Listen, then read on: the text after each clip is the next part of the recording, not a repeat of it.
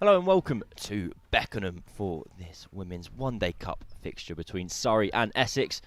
I'm Cameron Punsonby. I'm joined by Georgie Heath. Missed a couple of deliveries, just missed one ball getting edged away to the boundary, so Surrey's innings is underway. A couple of changes for the home side. Alice Capsey and Paige Schofield are out. And a debut for Jemima Spence. She comes in, as does Emma Jones. We've also had a tinker at the top of the batting lineup. Yeah, interesting. So we've seen Alice Monaghan come up to the top of the order alongside captain Bryony Smith today. I quite like this as a change from Surrey, actually. Wasn't their strongest batting performance in the game on the weekend. And they've lost two kind of senior figures in the batting lineup as well, with Capsey and Schofield gone. And they're taking on Essex, who, well, they've not had the best of years, Essex. They are bottom of the table, but they've been in better form recently. They had a win in their last fixture against Warwickshire. They won by 27 runs. And they had a narrow defeat to Hampshire, who are top of the table, so no disgracing themselves there. And the first over delivered by Eva Gray is under their belt. 4 for no loss after 1. And they're unchanged. Why? If it ain't broke, don't fix it. A win last game, same 11 coming in to this fixture. Yeah, why not? Well, talking the changes on Surrey, I'm guessing Alice Capsey now going for some rest ahead of that Women's World Cup coming up at the end of the month. Paige Schofield going out. And I like seeing Emma Jones come back in, actually. And then a debutant this late in the season. Indeed, Jemima Spence. She played for the Stars last year, played for England under-19s in January. But her first full outing for the new fully professional Surrey women's team this year. And Esme McGregor is going to open the bowling for Essex from the training ground end. I think I've got that name wrong again. I think we have, and I was about to say I can't remember. The Beckenham end and City end. The Beckenham end and the City end. Because I think we called it the Crystal Palace end for a while, or Cathedral or something, and more very correctly corrected. And Monaghan is underway straight away. 4 runs away behind backward point. That part of the ground is so quick and so short. If you beat that fielder in the ring, you're almost invariably getting 4 runs. And so far, so good for the new opening batter. Yeah, it's always nice to get the first one under your belt, isn't it? And actually, it's sort of one of those ones that looked a little bit like an edge, but actually it was really well placed to the left of the fielder. And as you say, it races away on that part of the ground.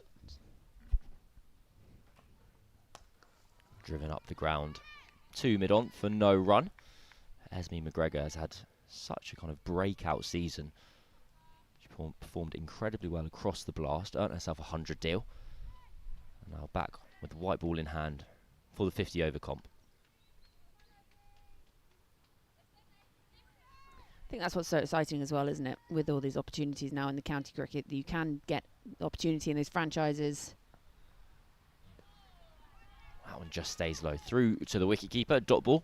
Or based on your performance and what you're doing at county level. And there's so many more eyes on it now that you really can, it's not just, oh, she was away doing this on county, you haven't seen it. They're all being streamed everywhere. And there's so much opportunity to be able to actually showcase your talents for your county in this new system. Which I guess we can't really call new anymore. We're coming towards the end of the season.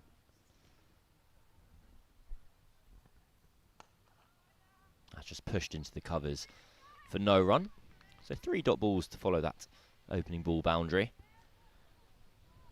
I think maybe I'm biased, but I think it's been an overwhelming success, the launch of the new Tier 1 system. That first part of the season when all the England players were playing. Yeah. And Charlotte Edwards has come out and said... Well, she was hiding under a tree in the distance quite often. She was always here. She was here a lot. Burnt shins, I hear there were at one point. Oh, appeal for LBW. And given. Monaghan has to go. McGregor strikes. And the new experiment at the top of the order, well, fails on this occasion. Monaghan almost starts to run off again. It was utterly bizarre. In the last match, yes, she got out and ran the whole way home. Yep. This time, strolling off from the middle Umpire Rose Dovey lifts the finger. Well, he's side on at the moment, but can't give you too much detail about how adjacent it was, but adjacent enough. It was a very slow finger raise, wasn't it? Elegant finger raise, I thought. I do like seeing different ways different umpires give them out. I saw an umpire recently, and he basically just pointed in the face of the batter. You know, you might as well have then been like you, and then spun his hand around and pointed off. Oh, I really enjoyed. There was an Instagram reel I saw the other day, and it was a man practicing his strike. This says a lot about call. your algorithm. Oh, it's wonderful. His strike 3 call in baseball, and how he wanted to just perfect it and make sure that people were watching replays of him giving the batters out. And I related it to cricket a lot. Anyway, more experimentation with this Surrey batting lineup. Emma Jones in as one of those 2 changes. She's up at number 3. And she has played a number of fine innings this year, namely in the T20 competition. This is just her 2nd game of the 50 over stuff, and she's up at number 3, a very powerful player. In comes McGregor. Edged just wide of slip. I'll tell you what, she'll get 4 runs for her troubles. But that was a moral victory, I think is the cliche to use in that event. 2 overs gone, 12 for 1. It doesn't go down as sketchy runs in the book, but sketchy runs it is. In our minds and hearts. But she obviously went off and played a match for Glamorgan early in the season, scored 100 there, and then came back into the Surrey fold. Oh, she did have one of the most extraordinary matches of cricket I've ever seen. When she went on loan to Glamorgan, she basically arrived, I don't even think on the morning of the match, I think she just arrived to the ground. Met her teammates, said hello. Tried to learn some names. I think she bowled 3 overs, about 8 overs or 9 overs for 3 for 80, and then got 140 not out with the next highest score around 25 in a losing cause. Well, she played a lot of cricket that day. Yeah. Eva Gray, she's going to continue from the City end. Bryony Smith, the skipper on strike. Pushed into the offside, and that's through the ring, and they should pick up a couple here. In fact, they do. So, were you there the day we did the T20 match between these two at the Oval? Maybe it was me and Kirsty. The day we had rain, and a rain-affected match, and it was a tie in the end. Ah, this is the Phoebe Franklin tie. It was sensational stuff. A really exciting game of cricket. So these two teams have come up against each other, obviously, in the T20 stuff not that long ago. That's just run down behind point. Able to get through for a single. On that day, it was Lauren Winfield Hill, obviously, was on loan at Essex at the time. She came out and was on an absolute mad one with the bat, which is always helpful. Just a quick discussion between skipper and bowler. Eva Gray, known as to be one of the sharper minds across the women's game. A thinking cricketer. This time Jones drives firmly up to mid-off for no run. Now there is some stuff riding on this game. Georgie, do you want some context? Do you want some details? Always. So, Surrey currently 4th, which means they are in the final position that can qualify for the semi-finals. Now, if they win today and Somerset lose, they will be in the semi-finals. Edged wide of slip again. And that'll be 4 runs again. Jones has moved on to 8 off just 3 balls, and none of the 8 runs have come in the direction she intended. But they're to her name nonetheless. Safer runs, I would say, than the first 4 she scored. But still had a bit of a slash at this one outside the off stump. Again, that little bit fuller from Eva Gray. And we saw this actually in the match on the weekend, didn't we? A lot of bowling that sort of fuller length.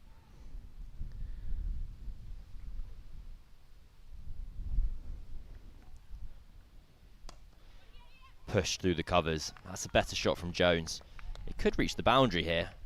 Fielders out in pursuit. Well fielded. 3 Essex fielders hunting the ball down.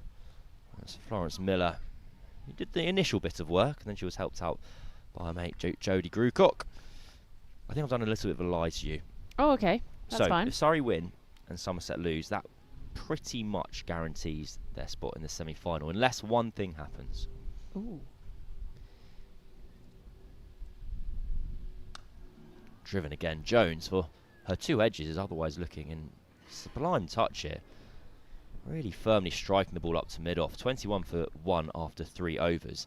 Because if Surrey were to win without a bonus point win and Somerset lose, they qualified. Right, okay. Non-bonus point win, so just 4 points, means it goes down to the final fixture against Durham, who are 5th. Ooh. In a showdown. Spicy.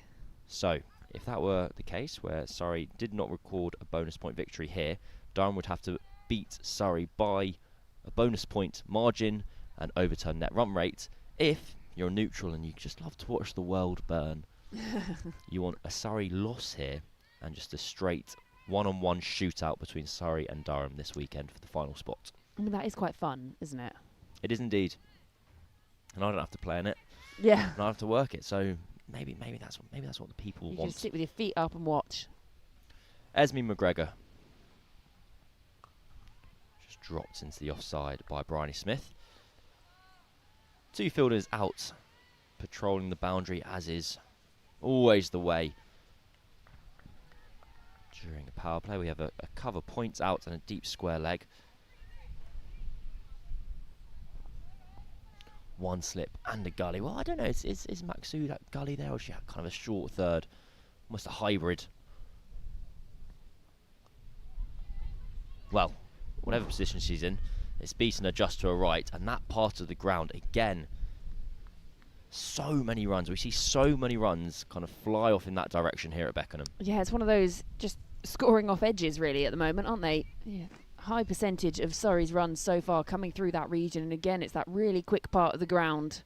And it doesn't matter if you're at a hybrid gully or whatever you are, Abtahar Maksood, it's raced past her. I think you're correct. We've had 4 edged boundaries so far, making up 16 of the 25 runs.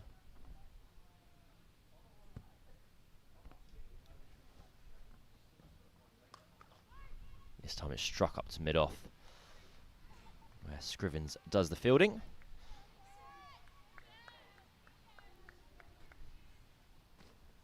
So we will keep you up to date with what's happening down between Hampshire and Somerset. Currently there is a delay for rain. That's making my head hurt to work out what happens if that's a no result. So I'll work on that one over the course of the day. We'll just keep you updated on that one as it comes along. Tucked into the leg side, and that'll be 1 run. Well weighted by Bryony Smith. It's interesting. I would have loved to be a fly on the wall in that Surrey conversations after the game on the weekend, because it really wasn't their best performance in any way, really, was it? With the bat, they struggled, and they just got some runs later down the order. And then in the field, they were off the boil, I'm going to say. So diplomatic. You never know who's listening.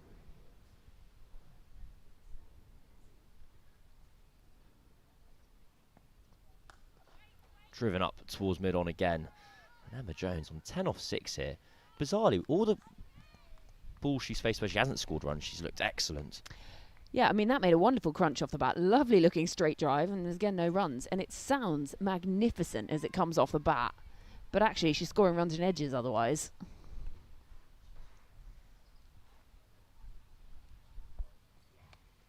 Just a little bit shorter, and that's pushed into the gap for a single.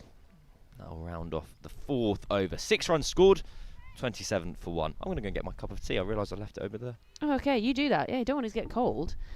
So as Cam heads off to my left to get his cup of tea. He's got a tea, and then lined up next to it, he's actually double parked a tea and a coffee. Well, I'm not really a coffee man. And I decided I was going to branch out today. I'll go, you know what, live a little. Oh. And I had a coffee, and I went, what am I doing? You And know you don't like these. You took your first sip and said, I remember why I don't drink this, because I don't like it. Tea, however, delicious. It is perhaps also the strongest coffee I've ever drunk in my life. Exactly. And I'm very weak in general. So, Eva Gray just directing some traffic here. We're going to have a fine leg hop across to deep third. Almost certainly in response to all these edges that are flying down in that direction. Wide. And even deep third's not going to be able to stop that. McGregor puts in a dive, but it's 4 more runs. And Emma Jones, well, she continues to score at a rate behind point. He keeps driving pretty well straight as well. It's looking ominous signs for Essex. It's a very big edge, whatever she's got on her bat. It's like she's playing with a square bat at the moment because there's so much more coming off the edge than the face. But she moves on to 15 from 8, so not a bad start. More width. That's pushed into the offside for no run. Florence Miller doing the fielding again. Looking a little bit gloomy overhead, but at the moment, still dry. Obviously, there's a few games that haven't yet managed to kick off around the country today. There is talk of rain in all parts, I think, over the next couple of days. Fuller. And again, Jones drives really convincingly for no run. At some point, she'll be rewarded. She throws her head back there in frustration. I don't think I'd be too concerned if I was her. Promising signs for Surrey's number 3 today.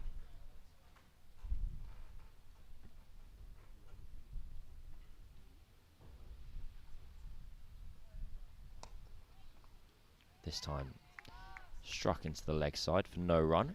It's a great putting together some dot balls here, but the downfall for Essex so far this innings, as ludicrous as it may sound, 4.4 overs in, it's just been boundaries have been leaking.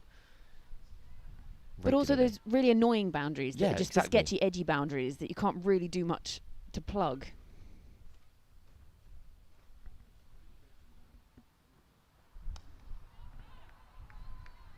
No run again, this time defended into the leg side. Tight lines from Eva Gray, who after that first ball boundary where she'd given a bit of width has otherwise corrected.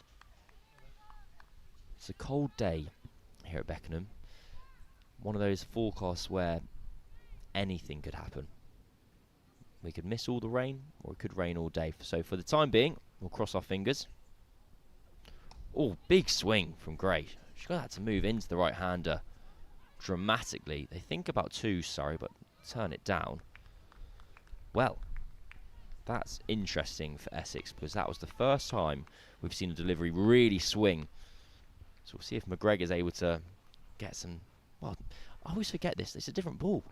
She'll use a different ball from the other end. Yeah.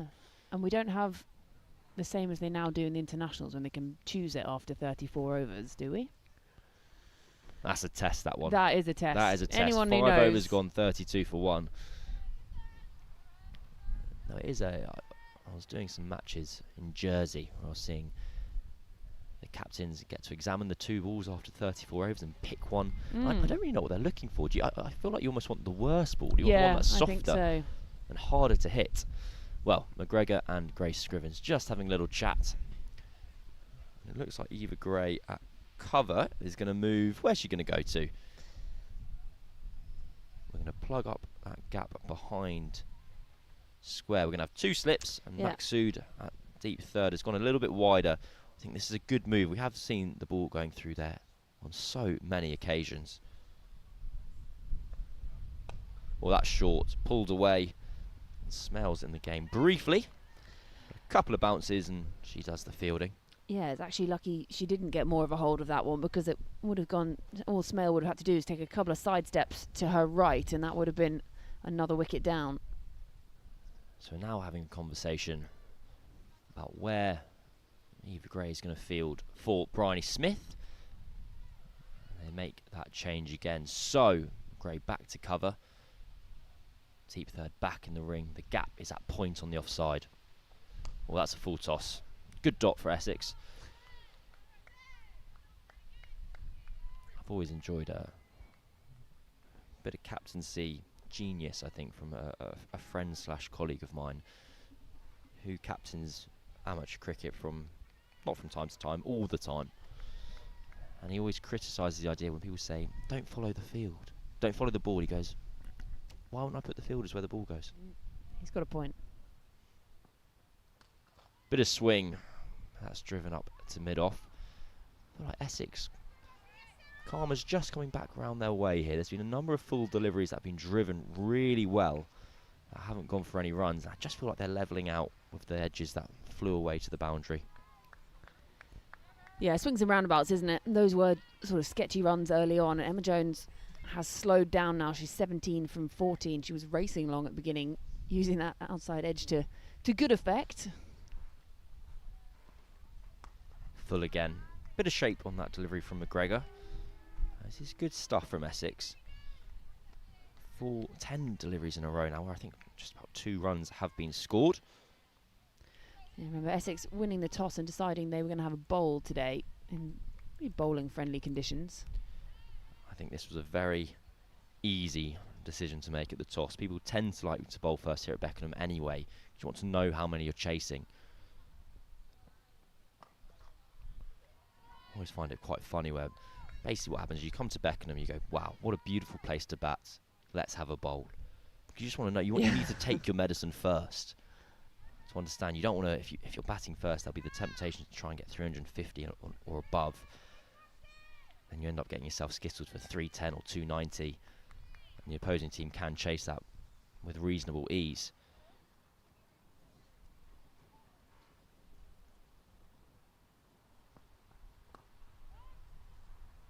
Just 1 run off the 6th over. An economic over from McGregor. So after 6 overs, it's 33 for 1. Yeah, it was a quick start really from Surrey. Obviously losing that early wicket. Alice Monaghan, the experiment up the order, not paying off today. Runs coming a lot in edges actually. And now Essex just dragging this one back and keeping it really tidy. Gray and McGregor working nicely together. Eva Gray, she's gone for 18 from her 3, but that doesn't really tell the tale of the runs that have come off her bowling. As I said, a lot of those have been edges. Eva Gray going to continue from the City end. No real dramatic changes to the field. We do have that deep third in place. The fielder out at deep square. Well, that's short and wide, and that is 4. Got the treatment there from Emma Jones. Eva Gray just loses her line and her length. And as all fast bowlers do, all self-respecting fast bowlers do after they bowl a drag down, they scuff up the bowling crease. I slipped. Promise I slipped. It's a beautiful looking shot as well from Emma Jones. You've seen a lot of her runs, as we said, come in edges in sketchy runs, but that was just an imperious looking stroke and then just kept picking up pace through the outfield. Well, width again, and that'll be 4 more again. Jones is in a good tempo, good rhythm here. A very clear game plan. When it's full, she's throwing her hands through the ball and driving straight. And any width, she's been able to cut through that offside. And 2 boundaries in a row now to start the 7th over. Yeah, you wonder where what Grace Scrivens, captain, will be thinking at this point. Will she keep Eva Gray on for another or turn to some spin maybe, mix things up? Well, the 2 boundaries have prompted a fielding change. Deep third has come up into the ring and cover points dropped out.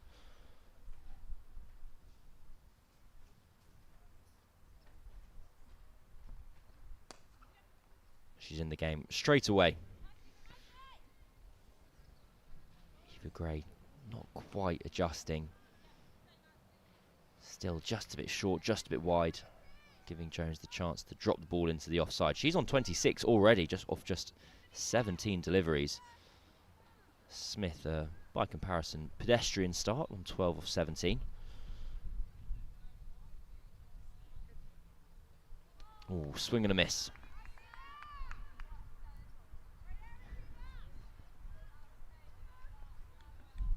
Yeah, you can see hands on the face of Ariana Dowes there at slip. Couldn't believe that had missed the outside edge from Bryony Smith.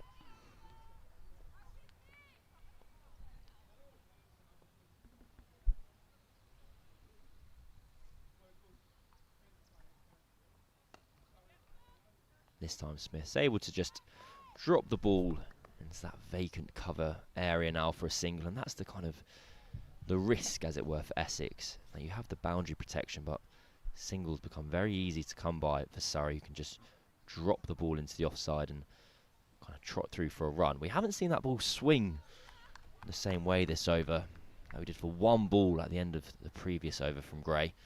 1 ball to go here. Well, there we just went a little bit. Goodness me, what a shot that is. At first I thought it was just a push up the ground from Jones, but instead it was a perfect on drive. That beat the stumps to their right, beat mid-on to her left. 4 runs. Yeah, Bryony Smith doing well to get out the way of it as well. And turned to a very expensive over. 14 runs coming from that over from Eva Gray. She's gone for 32 now from her 4. Well, all of a sudden this has turned into a fantastic start for Surrey. 47 for 1 after 7 overs, going at as good as 7 runs and over. Jones, well, she's 30 off 18, which I can do the maths quickly. That is 10 runs and over. 18 balls is 3 overs, 30 runs, divided by 3, 10. You don't get extra points for showing you're working. No, you do. You famously always do. McGregor into Smith, and that's a good delivery. Smith just getting caught on the crease ever so slightly. She looks to have a bit of a wry chuckle as if that ball was kept low. I'm not sure it did.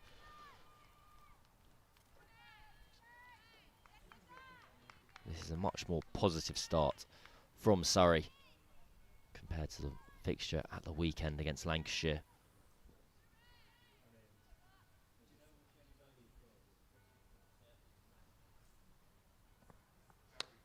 Full again. That's no run. Fielding done by Sophie Munro in that mid-wicket.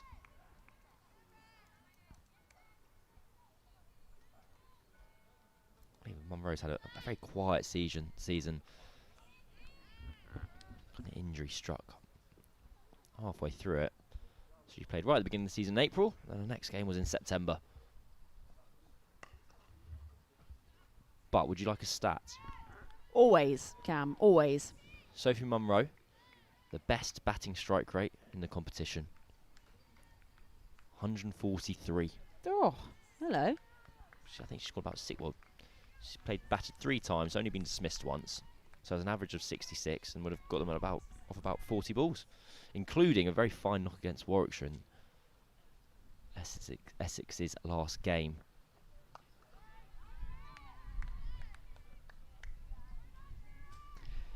She's another one of those that spent her winter out in Australia last year. You see it more and more, actually. It was over chasing the sun. Very fine life decision. That's the way to do it. Was she over in Sydney, or? No, but I did see her in Sydney. I think she'd been over west, actually.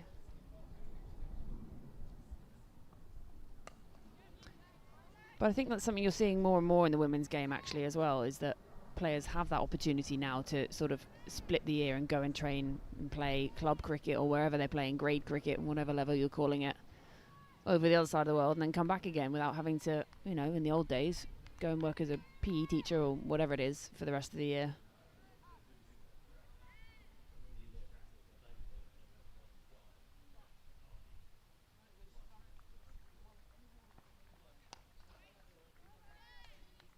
Tight over from McGregor, just 1 run scored off the 8th over, so exactly a runnable. The run rate here at Beckenham so far, 48 for 1 after 8. Well, you were swanning around Sydney with like every cricketer in the world, basically. That's the way to do it, yeah. I mean, I think it's a very small world, women's cricket as well, so sort of everyone kind of knows everyone. I did live with one of them as well, which helps. You can see the flats there overlooking Beckenham. There's never enough people on the balconies for my liking. No, but also it is a Wednesday, so I feel like maybe people are at work. I'll be planning my work from home days very particularly. I think the ones that I would really like to have a flat at, the ones in Bristol, I think they look nice. I'd like to have one of those flats. Well, Sophie Munro is entering the bowling attack. She's replacing Eva Gray. So first look at her this afternoon. Oh, and a good start. She's got a very easy run up, hasn't she? Doesn't look like she's sprinting out the blocks like you see with some bowlers.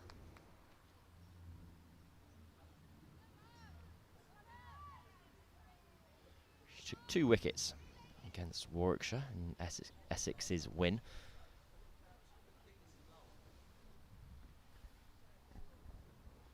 Oh, that's a big wide.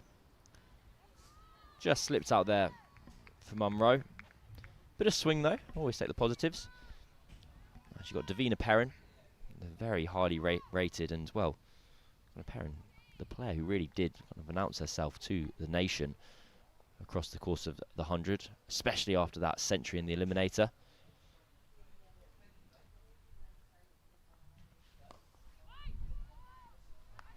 On that occasion, Munro angles the ball into the pads.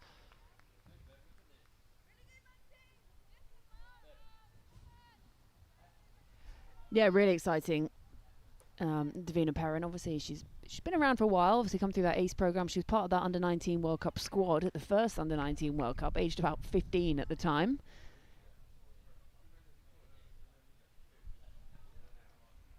Well, another big wide there from Munro. She's just struggling for some rhythm here. And then she was again part of the squad in January this year in Malaysia, the team that made it to the semi-finals. Last time getting to the final. Obviously, India winning both of those under-19 World Cups. And then, yeah, she was part of that Birmingham Phoenix squad as well. Again, the youngest player in the 100, and now up with Northern Superchargers and flying in the purple. Another wide there from Munro. She's just feeling her left hamstring there. The previous delivery had brought up the Surrey 50. We have a field that reflects a bowler who's not quite sure which side of the wicket they're bowling at the moment. We've got a short third and a short fine leg. The two boundary riders are deep square leg and deep point. Sometimes I see spinners with this field where your plan is basically just to try and bowl straight and full. There we go, another good delivery from Munro. One of those doesn't touch her hamstring this time. So everything happens for a reason, Georgie. I always think, who is it? It's Andy Murray I used to always find that funny with. You know, he'd serve double fault and hold his hamstring or something, and serve an ace next one, absolutely fine. Well, I think we're just going to have a delay in play here. Why, I'm not too sure. But the batters have called for a drink. There is a mother's meeting. Yeah, the Brains Trust have got together at mid-off. The umpires are having a chat. Well, the physio for Essex is coming out here, so maybe Munro. Well, at least her earring's now sorted by Eva Gray. So one less thing to worry about. She is still holding that hammy, though. Grace Scrivens is calling over to someone else. So I think we're going to see a change of bowler here. She's only halfway through the over as well, so you don't really want to use one of your main bowlers if you do want someone to finish off this set of 6. So Munro and one of the backroom staff members having a chat. Now all the Essex team have joined together. The backroom staff now chatting to the umpires. Munro kind of gingerly limps over.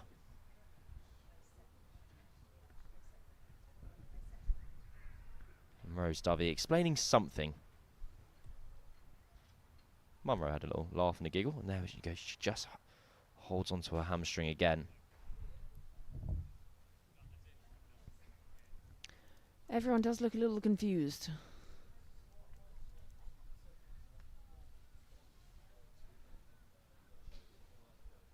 Yeah, so Soph Munro, they're heading off the field with the physio holding that hammy.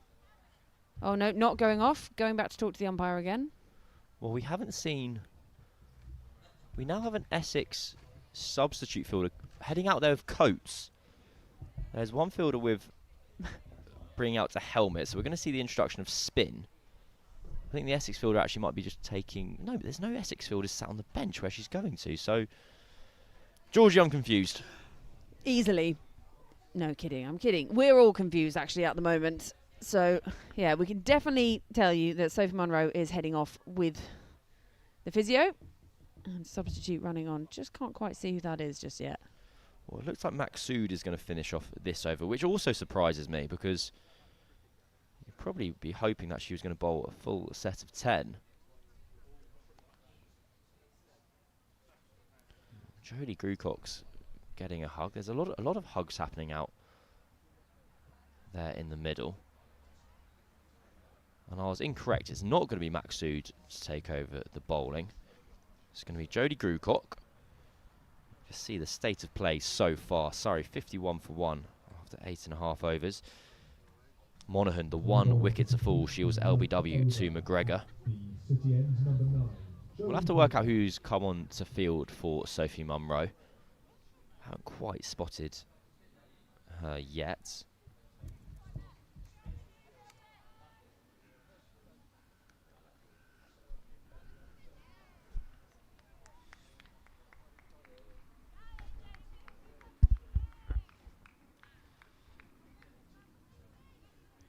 So, we're going to have some spin from Jodie Grucock. The real challenge for her here is, can she bowl 3 balls well enough to get another over? Will it just be a fill-in? Well, it's a good start. And that launches the Essex fielding team into life. They enjoyed that a lot. Well, she hasn't had a bowl since July. She might be a bit rusty, but she gets away with a second dot ball there. I come with information. Information? On the field now, number 11, Kate Kopak. Oh, lovely. I've enlisted the help of a pair of binoculars from Grace Scrivens' father to our right, and can confirm that number 11 is Kate Kopak. Well, Kate Kopak's on the pitch. The 3 balls she's been at, they haven't conceded a run. 3 dot balls from Grucock, so that's the perfect result there for Essex to finish off that over. 9 overs gone here at Beckenham. 1 substitution later, and it's 51 for 1. Do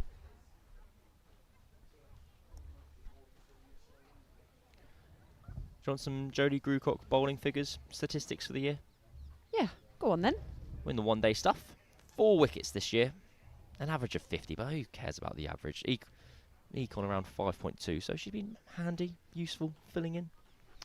Yeah, you would say so. So it looks like we are going to have a change in bowler. Is it going to go to a bit of spin? So Sphere Smale, I think we're going to have. Obviously was playing along with the Oval Invincibles in the 100. She's been gallivanting around Europe with Amanda Jade Wellington as well. They've been to lovely. Disneyland. As you do. Well, so Since yes, the of 100. course, they'd be Amanda Jade Wellington friends. They'd be Oval Invincibles friends. I hate to be the bearer of bad news, but there does seem to be visible rain kind of falling. There's a lot of people moving to what looks like being heading undercover, yes. So in the meantime, Sophia Smell's going to be ball in hand and send down some slow left arm.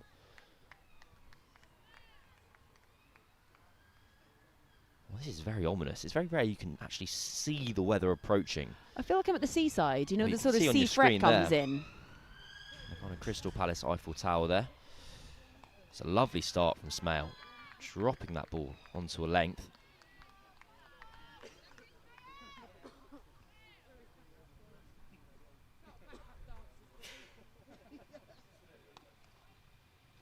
That's a bit of a misfield at cover, but it doesn't cost anything. Yeah, it does look like a sea fret in the distance, sort of. Well, it's raining. That'll do it. That will do it, yeah.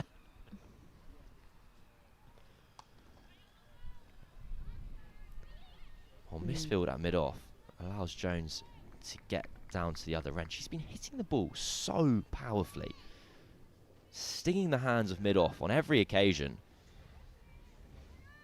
We haven't seen any movement from the ground staff here yet, so they seem pretty content.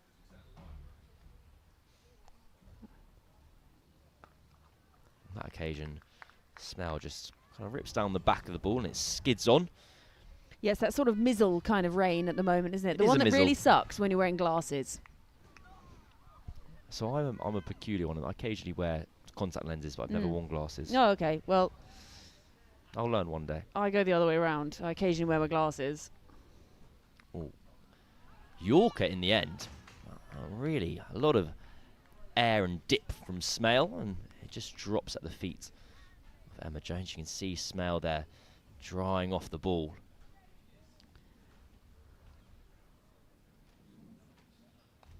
That's better. Tidy over from Smale to begin with, and that's the end of the power play. And a good recovery from Essex. They were 47 for 1, I believe, after 7 overs. So just 6 runs scored in the last 3 overs. You can see there the weather we're kind of contending with. I think we're going to get our head down and just kind of battle on at the moment.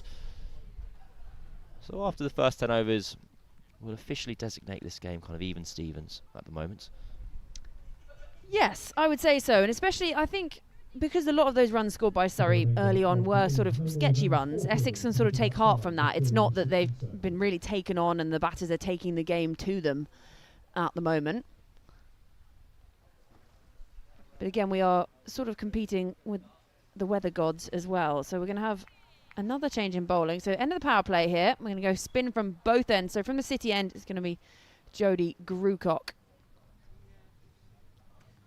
And some real flight on that first delivery. And just sort of drops at the feet of Bryony Smith. And again, you can see Jodie Grucock there just drying her hands on her shirt. Drying the ball.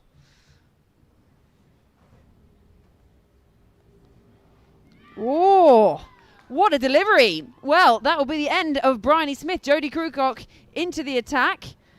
And she gets a scalp, and it's a big one, the captain. Well, I think Bryony Smith has just played down the wrong line here, expecting more turn than what transpired. I think maybe the slickness of the surface, this ball's just skidded on. Straight on, middle and off stump, struck. Well, actually it was the opposite. Bryony Smith has played for the ball to skid on. Maybe it's just skidded on ever so slightly. Grucock will be delighted with it. I think from Bryony Smith's perspective, it will be a soft dismissal. Well, there wasn't really a big celebration either. That's why I was slightly delayed in my reaction, because I thought perhaps it was just a celebration of a good delivery from Amara Carr behind the stumps. And then suddenly, everyone realising that actually the bails have come off, and it's Bryony Smith on her way and a second wicket down. Next in for Surrey, number 24. That was very bizarre. A very bizarre delivery all in all, but a good one for Essex. And the Jodie Grucock enforced experiment. Well, so far, so excellent for Essex. 5 balls bowled, 0 runs conceded, and a wicket taken. It does make her figures look very funny, though, doesn't it? She's bowled 5 balls, but this over we've had 2 because she obviously had to finish off the previous over. And I really don't like it, because I like it to be neat and tidy. Neat and round, yeah. Well, these are bonus overs for Essex here, because it will really give them that flexibility in the back end of the innings to chop and change. They've got their kind of premier leg spinner in Maqsood still to bowl. And Grucock now out of the power play. Well, Alice Davison-Richards off the mark straight away. Good bit of fielding there at cover. Keeps it to just 1. I think perhaps the rain has stopped. I think we're just gonna get our heads down and play cricket. Just ignore it. We'll ignore the weather if until you go off for this, you're never getting back on. Yeah. Lovely looking stroke again from Jones, and well fielded in the follow through from Grucock. She is hitting it nicely, Emma Jones. Just that placement perhaps missing.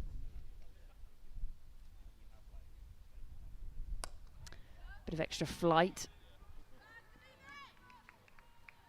Very tidy over this.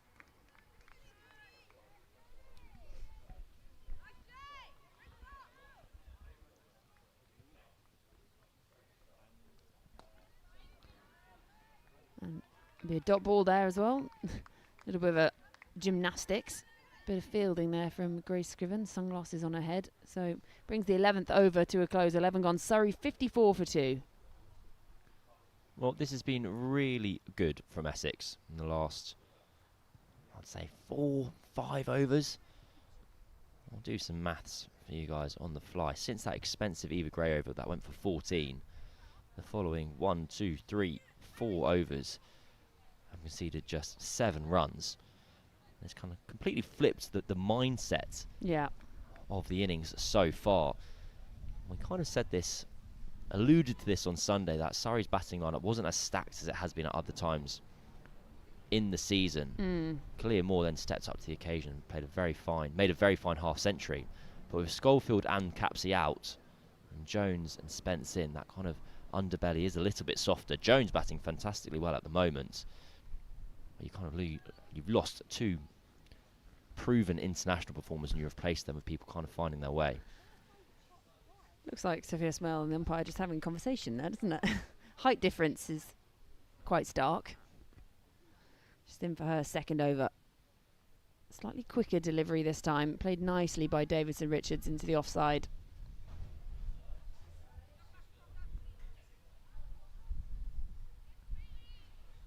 Yeah, a really good comeback actually from the team in purple, because it was just looking like starting to accelerate away, but then getting that wicket as well. Obviously there was a little bit of interruption with the Sophie Munro injury.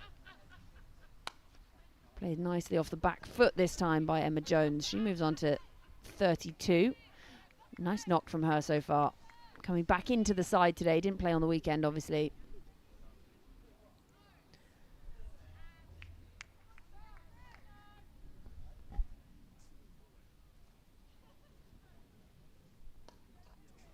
Just that last second dip, isn't it? I thought that was a full toss coming out the hand, and just manages to drop at the feet.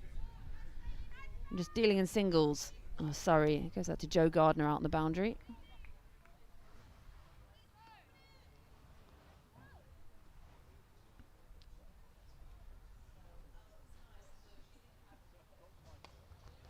Nicely played. Gardner's going to have to make up some good ground to try and get to this one. Really good bit of work, sort of, and then gets herself in a bit of a tangle. She doesn't look particularly comfortable after that dive, Gardner, but important runs saved. You can see Smell just drying that ball again. You can also see a wild Philip Brown strolling around the boundaries edge at the top of your screen. International photographer.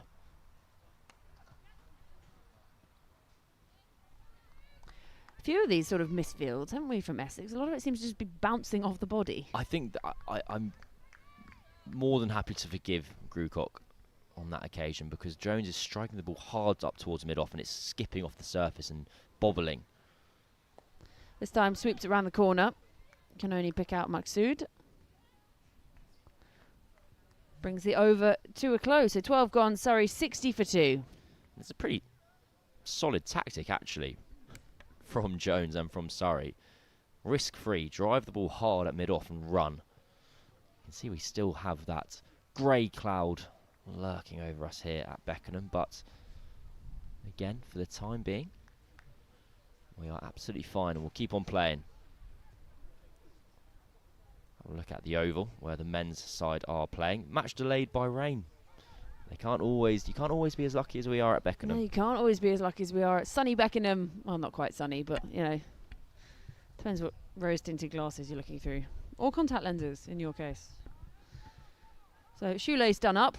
Batters back into position. Jodie Grewcock to continue. Bowled 1.5 overs so far. Picked up the wicket and gone for just 1 run. So, hell of a start for the spinner.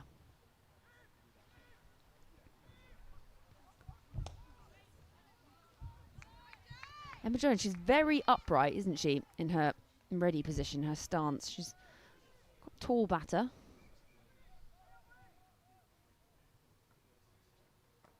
And that's well kept out. Just dropping at that very last second. Just jams her bat down on it. Even a wry smile from Jones.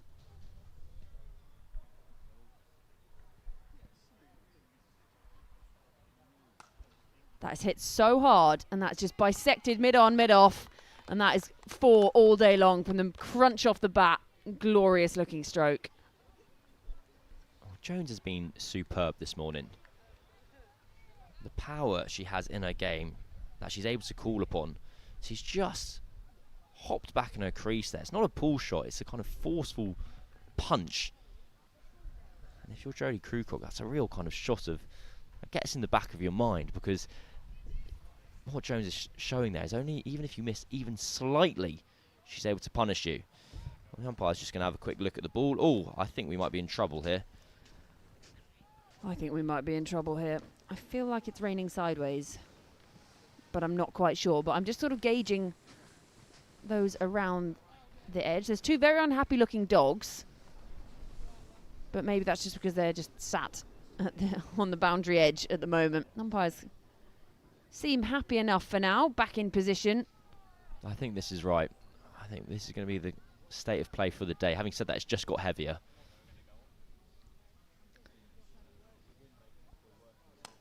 Again, lovely looking stroke this from Jones. 4 more. Easy as you like. Well, I wonder if, I don't know what the kind of soft power implications of, or how the negotiations at times like these go. Because if you're Essex, you're saying, well, we've got 2 wrist spinners we want to bowl, and they can't grip the ball at the moment. Because that ball's just slipped out of Grucock's hand. Whether that ever comes into play. It's one of those things, though, isn't it? You've got to stay on as long as you possibly can, because once you go off, you then have to wait for it to stop raining to come back on. I really hate that rule. I tell you what, looking at our screen there, when it's behind the bowler's arm, it looks miserable. I can assure you it's not as miserable as it looks on the screen. It's not particularly nice. I mean, I wouldn't be heading to the beach in it. You can't see the players on the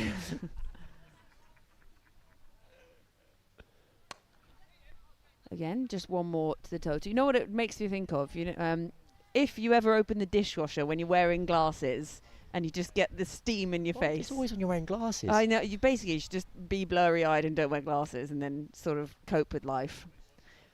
Oh, the umpires are waving, and it looks as if this is our lot for now. Or is it? Well, the problem the umpires and we all have at the moment is the weather is changing second by second here. The umpire's having 1 more chat, but it's now brightened up. So Essex are hanging around. Amara Carr, the wicketkeeper, had made her mind up. She was striding off, and yep. Oh, no. Off we go. Nope, on we stay. It's doing the hokey cokey. I think that's fair enough from the umpires, because it was raining. And now it's brightened, and over to our left, I can almost see the sky. I can see a bit blue in the distance. I just won't look straight ahead. If you look to the left, it looks okay, and I feel like that's where it's coming from. Well, our umpires today are Rose Dovey and Conor McGarry, and you suspect they're going to be busy. So 1 more to come in this over from Grucock. 70 for 2. Mother Nature is just toying with us at the moment.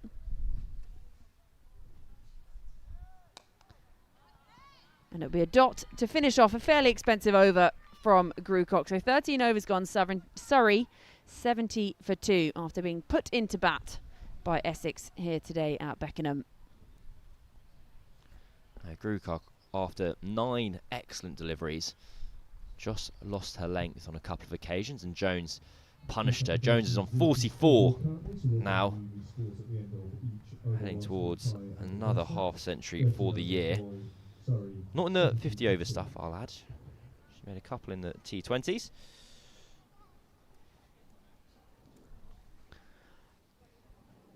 So 13 overs gone. Not really speeding through them here, Essex, but we did have that delay as well, obviously, with Sophie Munro going off. Kate Kopak on to replace her as the replacement fielder. Quick through the air from Smale.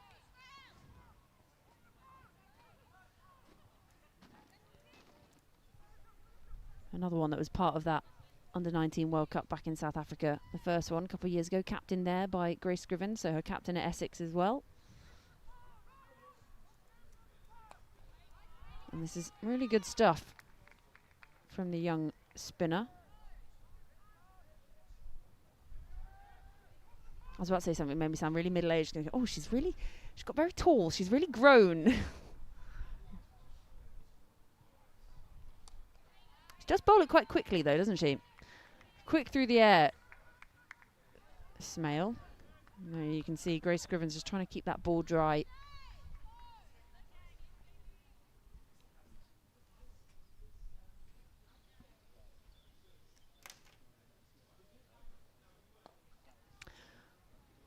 Yeah, good this from Smale. Building the dots, building a little bit of pressure. Emma Jones in the 40s, being frustrated here.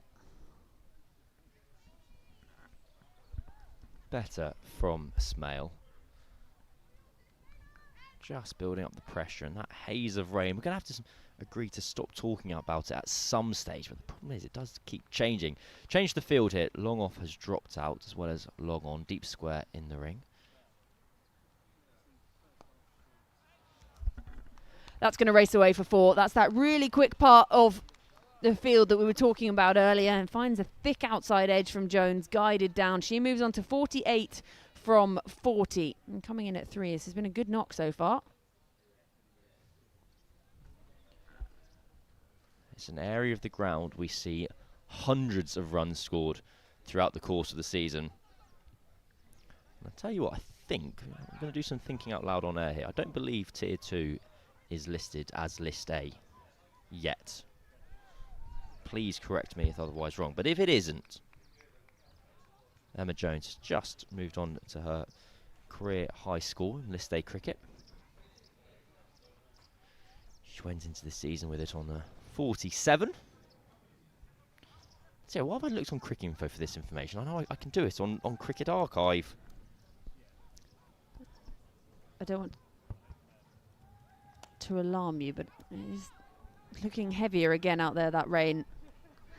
Over comes to a close. 14 gone. Surrey 74 for 2. Essex winning the toss, putting Surrey into bat here at Beckenham today in the Metro Bank One Day Cup. I'm incorrect. Oh no.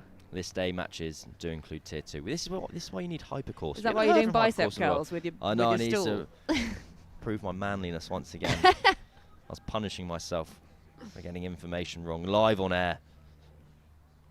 So, 2 more runs for Emma Jones will bring her a second List A half century, or maybe even actually one of those peculiarities of cricket. Well, I'm going to interrupt myself because we are going off. Yeah, The rain ground has got- staff are bringing the covers on in front of us, which is a shame because I can see blue sky to the left. Sadly, rain has stopped play.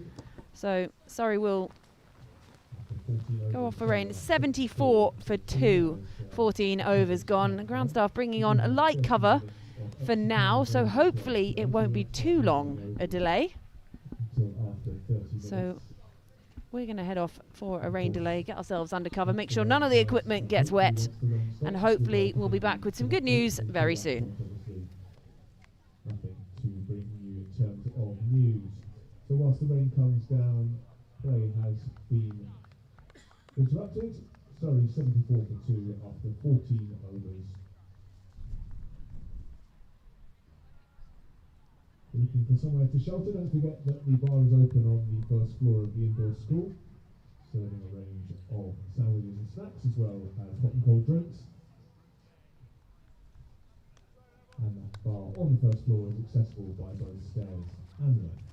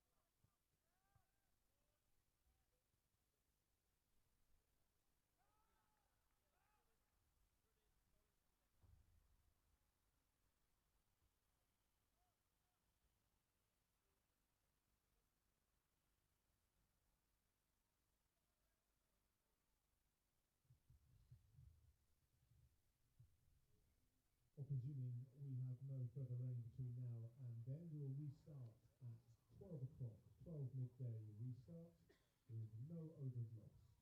So presuming there is no rain between now and then, we'll be restarting at midday, 12 p.m. restart with no overs lost.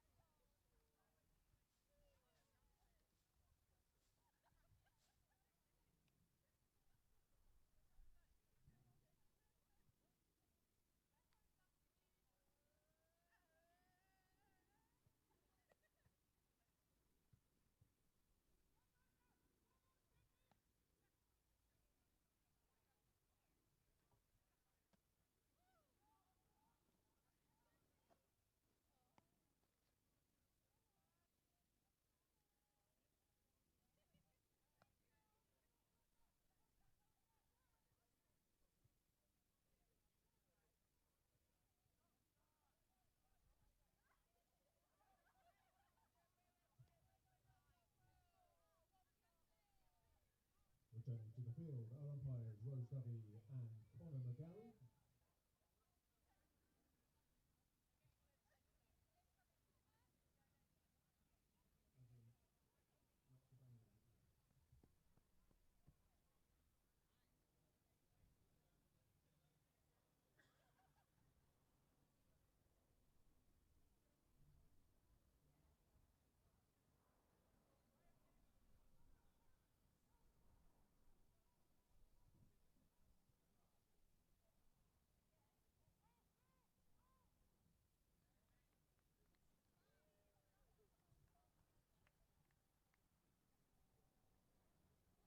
The umpires are followed by the Essex fielding side, led by captain number 29, Grace Scrivens, and resuming Surrey's innings on 74 for 2 after 14 overs.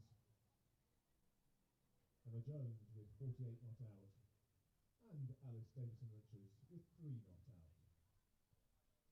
Just to clarify, no overs lost during that interval, so still currently a 50 overs aside match.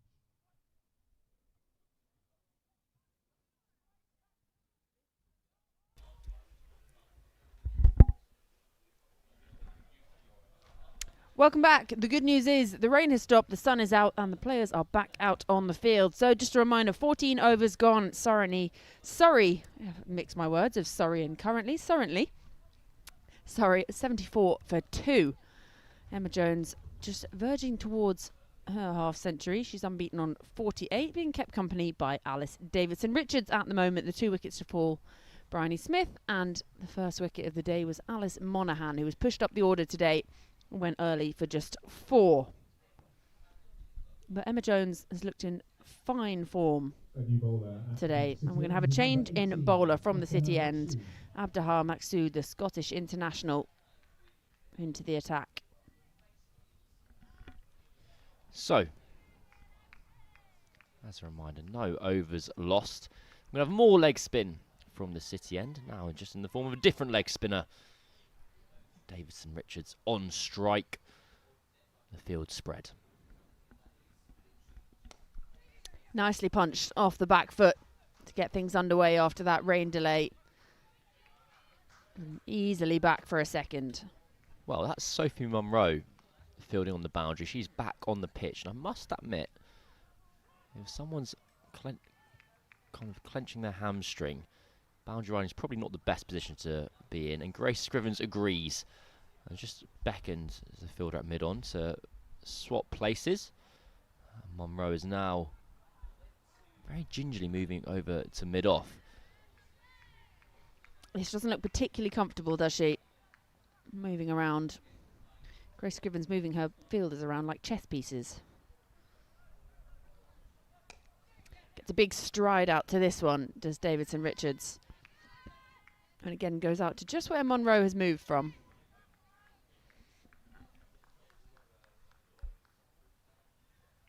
Well, it's interesting from Essex. I don't particularly understand why Munro feels the need to be on at the moment. I don't know if there's a kind of element of looking towards Essex's batting innings and she needs to be on the pitch for a certain amount of time.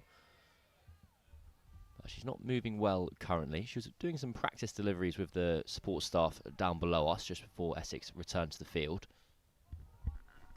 Flighted delivery this time from Maksud. Jones just manages to get under. Still on 48, eyeing up that half century. She looked really good form today. Full toss, dispatched this time, not quite middled by Jones, so just one more to her tally. She moves on to 49. Well, that's the least Emma Jones has timed a shot all day, and it happened to be the one that didn't bounce. She's batted beautifully well for her 49. Amara Carr just doing some running repairs behind the stumps. Davidson-Richards just striding out to this one, manages to turn it away. So it brings Jones back on strike for what should be the final delivery of the over. She's on 49 from 43. Early on in her innings, a lot of runs were sort of sketchy edges and some really nice looking drives and nice shots that just weren't finding those gaps. She's got herself to 49. She faces up now. Again, there's that glorious looking shot, and again picks out the fielder along the carpet, so she'll have to wait. End of the 15th over, 15 gone. Surrey 79 for 2. A so-so start for Maqsood. I think we'll call it a score draw, where not quite nailing her lines and lengths, but only 5 runs conceded. Smale, well, we wait to see if she will continue. It looks like she's not going to. It looks like we're going to have a return of Esme McGregor. And we'll just see maybe that little bit of moisture from the rain break has added a bit of life to the surface. At the Beckenham end, number 8, Esme McGregor. It's altogether a lot brighter here at Beckenham now, which bodes well for the future of this match.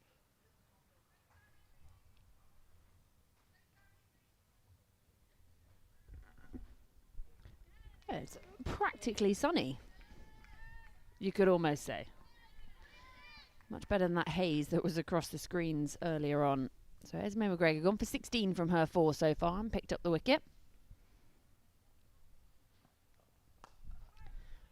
It's really nicely played. That's a glorious looking stroke. That's going to be 4 for Alice Davidson-Richards. It's a wonderful cricket shot from Davidson-Richards.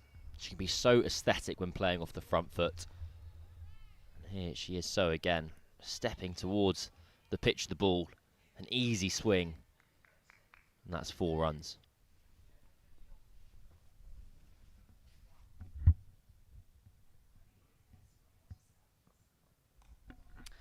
Finds the edge. That'll bring Jones back on strike as they'll just go through for 1. So she's on strike now, 49. Emma Jones.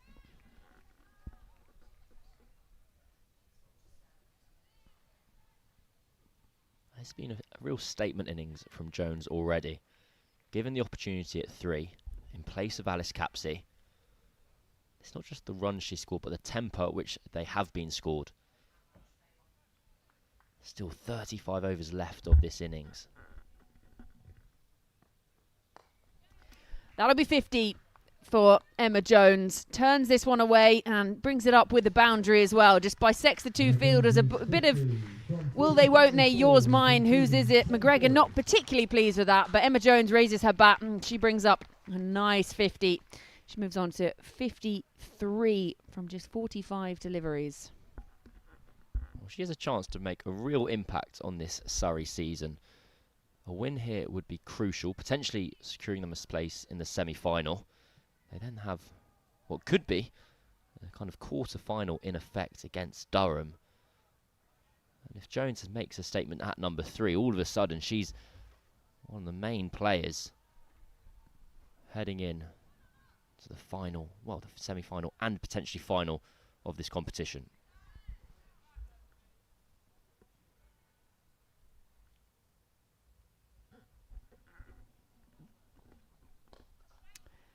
Again, gets that lovely looking drive and can only pick out the fielder. Again, hit so hard. She's absolutely nailed that at cover. Jones, whenever she's striking the ball where she wants to, the way she wants to, it seems to go to fielders. It's the miss hits that seem to be bringing her reward.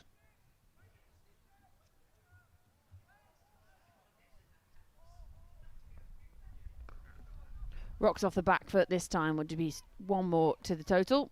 Jones moves on to 54, brings Davidson-Richards back on strike, who actually is looking in good form as well herself today.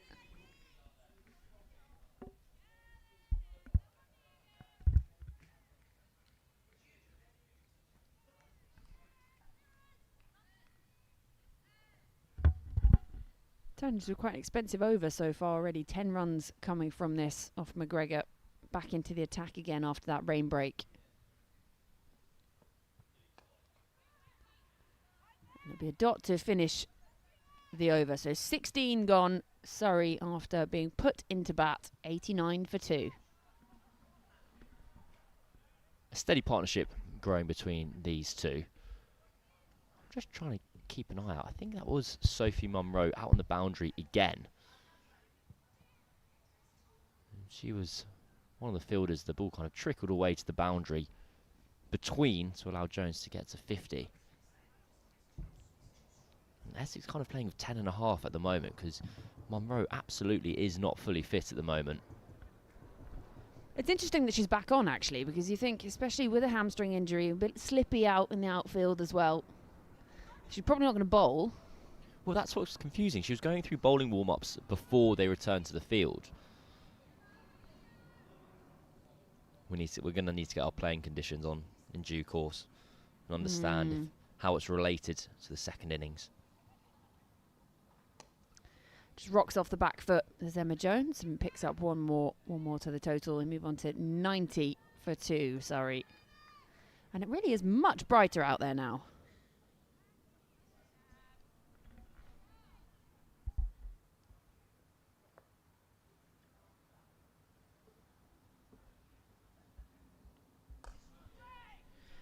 Struck nicely again on the half volley, and again picks out the field. It makes such a good noise off the bat, doesn't it? If you weren't watching and you turn around, you think she'd absolutely smoked it.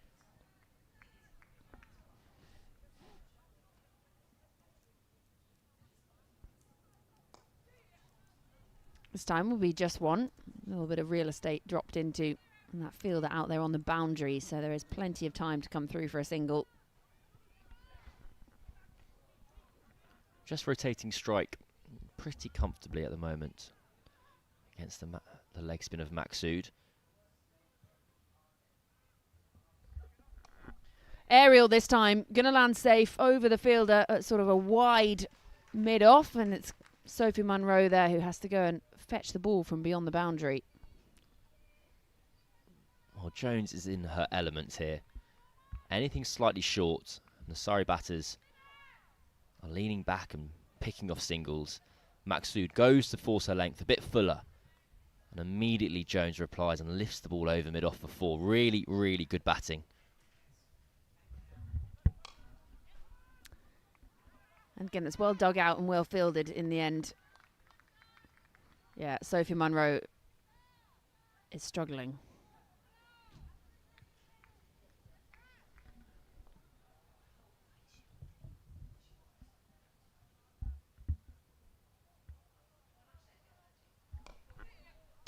Again, one more to the total. We'll finish off the over from Maksud. 8 runs coming from it. So 17 overs gone, Surrey, 97 for 2. And this partnership looking very comfortable. Jones 60 from 50 and Davison Richards a run a ball 14. I know we spoke about this on Sunday, but I'm kind of having a re-emergence of my frustration. Just the timings of the season where the England internationals are not playing in basically the crunch time of the year. The final of this competition is a week on Sunday. The first match of the World Cup is the 30th of September. So 9 days later, England's first game. 3 days after that on the 3rd of October.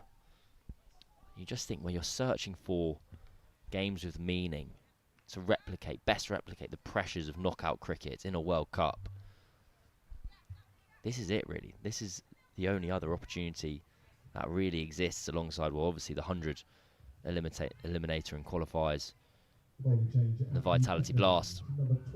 But it allows for opportunities for people like Emma Jones. Right, we have got a return of Sophie Munro. Yeah, it's a good delivery first up. Full, right on the pads, on the feet of Davison Richards. He looks to drive it and can only work it into the leg side. But Sophie Munro, I mean, she's not, and we were saying it earlier, weren't we? She's not one that sprints in that run-up, really. So you can't really test what the hammy is like from watching that. Well, we've had a good ball and no hamstring clutch. We're going to keep an eye on the correlation.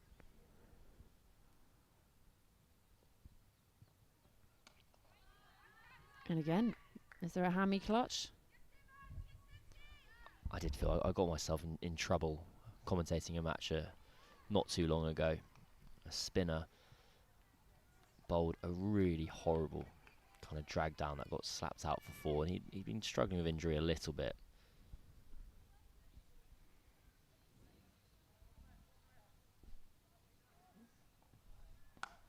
Slapped away. Emma Jones is having a day out in the middle. Well, this is awesome batting from Jones. This 4 brings up The Surrey 100 as well, but just slightly short. It's the second time we've seen her using that power kind of straight down the ground, the back foot straight pull. And if Emma Jones keeps her head on here, she could be looking at an enormous score. She's been chanceless. She edged a couple through the slips right at the beginning of her innings. But since then...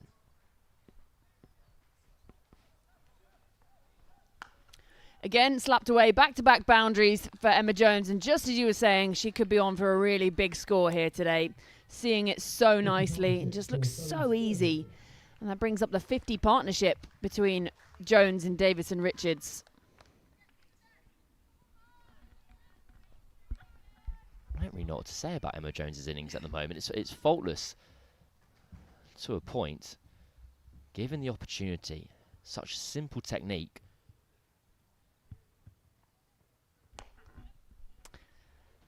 Slower this time from Monroe, sat up and read nicely in the end by Jones. Does well to actually keep that down. Could have easily had a big swing at that, gone in the air and down the throat of Sophia Smale at deep mid-wicket.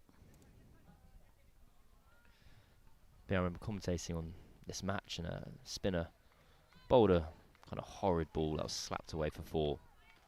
Turned around and walked to the top of his mark. And at the top of his mark just crumpled in a heap. Decided that was it. Oh! I feel like that sometimes.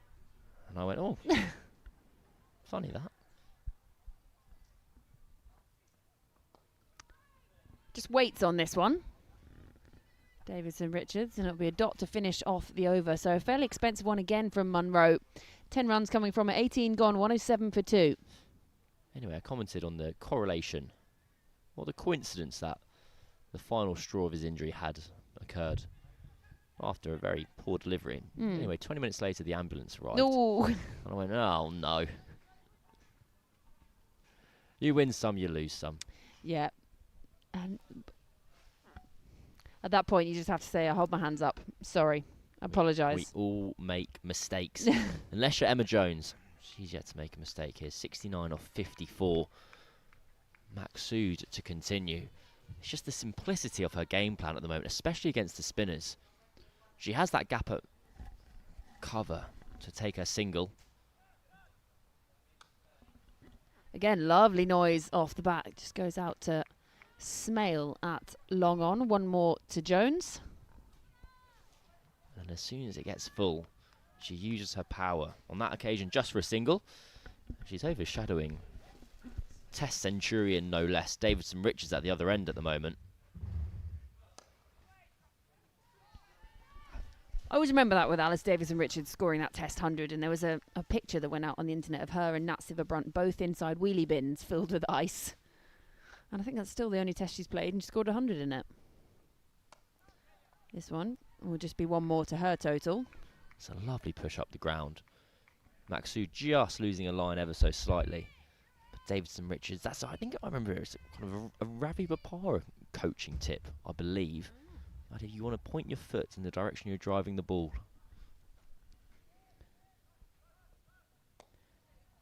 Nicely turned away this time by Jones. Or Ravi Bopara, man, coming off the back of a century just last week, heading into finals weekend. It was an utterly remarkable evening down at the Kia Oval. It was. Especially after all the rain, and then suddenly it's just raining boundaries.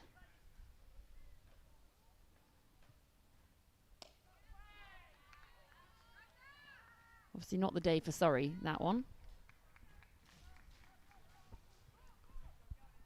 But I believe it's only Ravi Bopara and Samit Patel that have played in every season of the men's T20 Blast. Just rocks off the back foot this time, and good work scampering through for a single. What I liked about these two as well is they're rotating the strike nicely.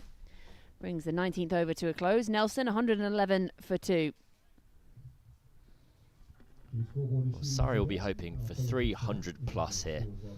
If not more, 400. Which make the numbers even bigger. You get 100. You get 100. 400, Cam Ponsonby is calling. Oh. What would that require? 290 off the next 31. That feels punchy. I might revise my estimations down a touch. But with the form Jones is in at the moment, Still got Kira Chatley to come in. She's had an extraordinary season. I read an interview with her where she's kind of talking about she started going to the gym and just started hitting the ball harder. Started going to the gym. It's horrible when like obvious things just correlate. That's You go, so annoying. I didn't want to know that. If I actually revise, I'd do better in my exams, kind of thing. Oh, none of that. None of that, thank you. Sophie Monroe to continue. And looks to go for a little bit of a paddle here, Davison Richards. And it's going slowly enough. They think about a second and easily come back for it. There was a long stall between the first run and the second, but actually pretty easy in the end, just trotting home for 2. That's a remarkable shot from Davison Richards, because it's kind of come out of nowhere. The field, it's not so much that there's a fielder in the ring at short fine leg, you're trying to get it over her. There is just no one there at all. So deep square leg is the only fielder in that area of the pitch. Wonder if she'll go again. Weights on this one, and again, just one more to the total. As I was saying, these two rotating the strike really nicely. Good communication. We saw a little bit of lack of communication between some of the Surrey running on the weekend as well. So a few things they've had to work on. Obviously Jones coming into the side today and sort of putting down a marker saying, excuse me, why didn't you select me just a few days ago? 71 from 56. She's on strike now to Sophie Monroe.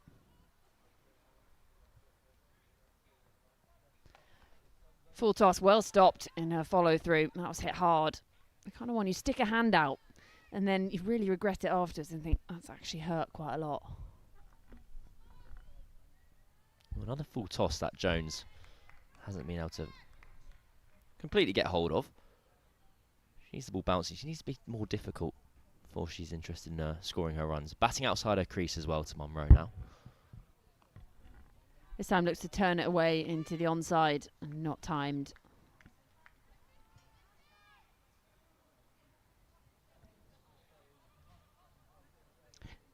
Definitely much brighter here than perhaps half an hour ago, so we're doing well to avoid the perils of the weather today. I don't think they've managed to get underway yet at the Kia Oval in the Men's County Championship. But here we're being treated by some glorious batting from Emma Jones. Well, something unusual that happened at the Kia Oval overnight. Storm Sibley retired hurt, so didn't resume his innings this morning. And they did manage to sneak a couple of overs in. Ollie Pope was bowled by Michael Booth, but they've taken lunch. They've taken an early lunch at 219 for 2.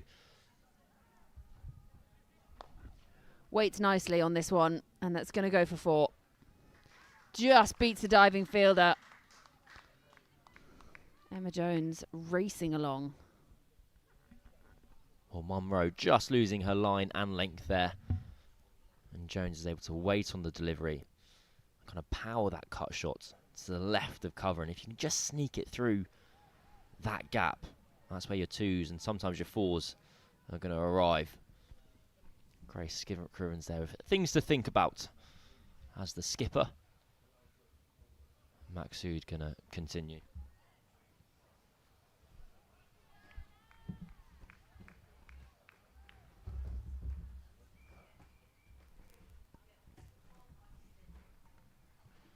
So Essex in need of a wicket here at Beckenham. Surrey cruising along at 118 for 2. These two batters well set. We've seen that a lot. The two batters rocking back and taking a single into the offside. Davidson Richards, aside from that kind of ramp shot that kind of came out of nowhere, it's been very reserved, very controlled. Emma Jones, however, well, she keeps booming drives at the palms of mid-off. Long off has dropped out.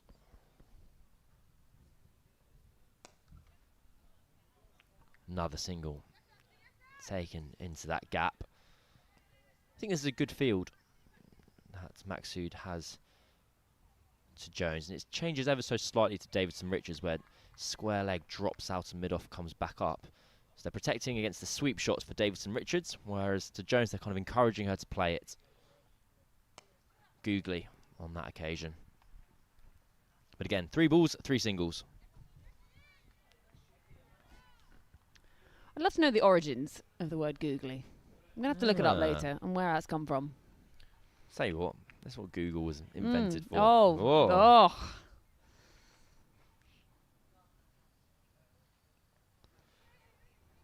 Well, they get through for a single, a quick one. That's a poor delivery from Maksud because with square leg up in the ring, that was effectively where Jones was trying to hit that ball and just missed out on that occasion. Are you doing it? Are you doing the Googling? I can do the Googling. You I do will the Google the googly. Full on this occasion. But mid-off again in the game. Florence Miller there at the moment. Bruised hands of whoever's been fielding at mid-off across this innings so far.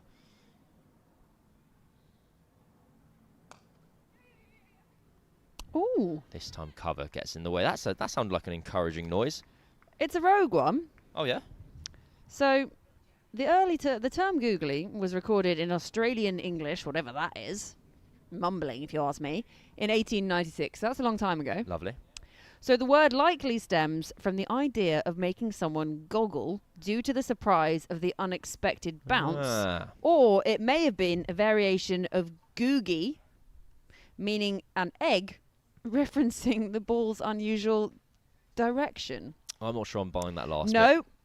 And then the term was apparently also associated with someone called Bernard Bosanquet, an English bowler. Yep. Yep. That famous name, that really English sounding name, Oh, baby. who popularised the googly delivery when the leg spinner's ball goes in the opposite direction to expectation. Well, Davison Richards goes for that paddle kind of scoop again.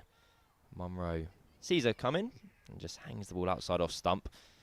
123.42 after 21 overs here. 21.1 overs at that. Munro's been battling through a bit of a hamstring issue.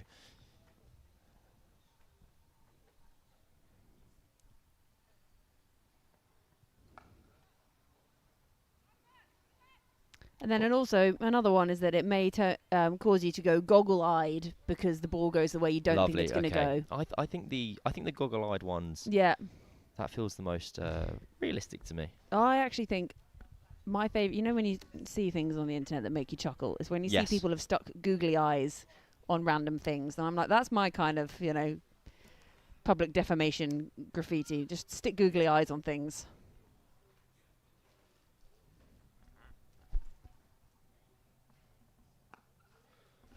So kind of like on like a post box. Yeah, just why not? Make things funny. We know who's not googly-eyed at the moment is Emma Jones because she is seeing it perfectly. Well, we're having a bit of a kind of photocopy innings at the moment. Where the ball's either being driven firmly up towards mid-off for a dot or cut out to cover point for a single. These two are looking very comfortable at the moment. Munro just getting a bit of a way movement.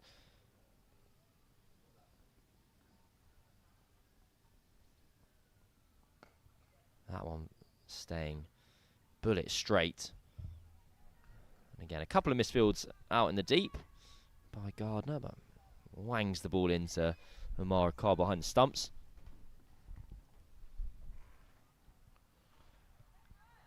I think Essex's concern here is that Surrey are going at 5s at the moment without taking a single risk. And they'll be quite content to do this for another 15 overs. That sneaks down the leg side and Rose Dovey gives it a wide ball. I always enjoy the little nod the umpires do when they confirm it's a wide to the scorer. Signal once down the wicket, then they turn to the scorers. Nod of the head, yep, that was indeed a wide ball. So Munro's going to have to bowl that one again.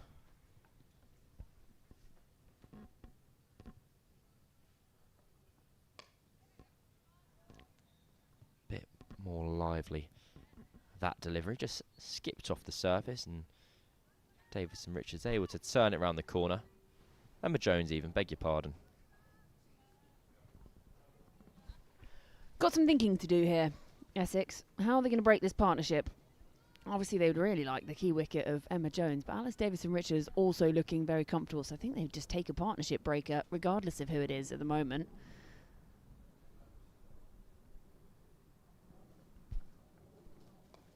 Oh, chipped up in the air and just over the head of Sophie Munro.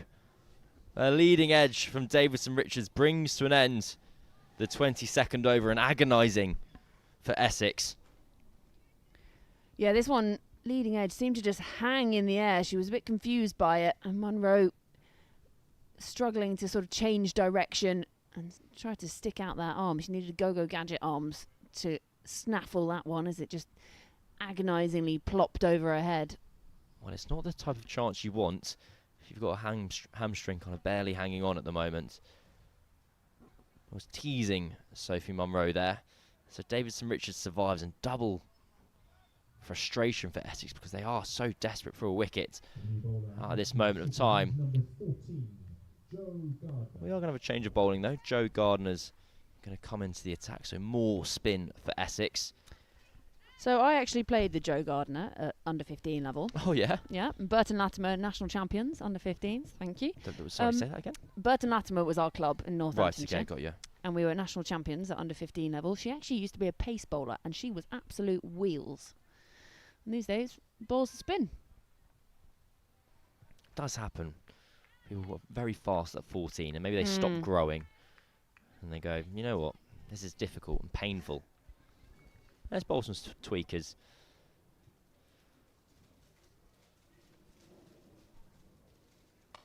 Drops it on a length, and this time just kind of skewed off to cover. There are definitely some old photographs of the two of us, both with very questionable haircuts.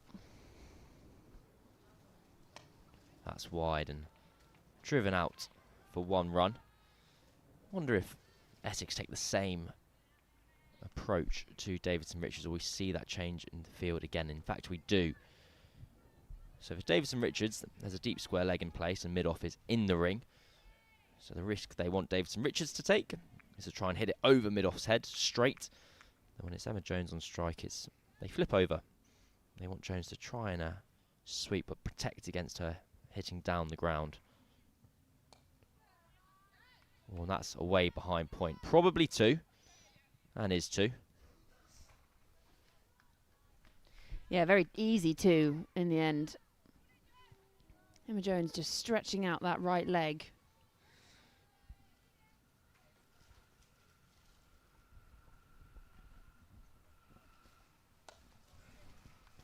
This time a quick skip down the track to turn that length delivery into a full toss. Another run scored.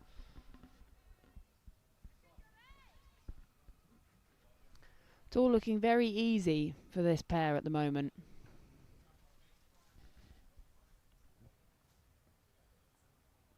Oh, she gets away with that one. That's the second time an Essex spinner.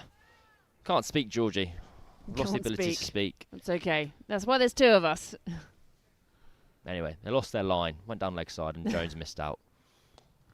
Oh, an unorthodox push into the offside from Jones. They kind of didn't move her feet and just leant backwards and prodded it into the offside. She moves into 81. The 23rd over has come to the close. It's 133 for 2.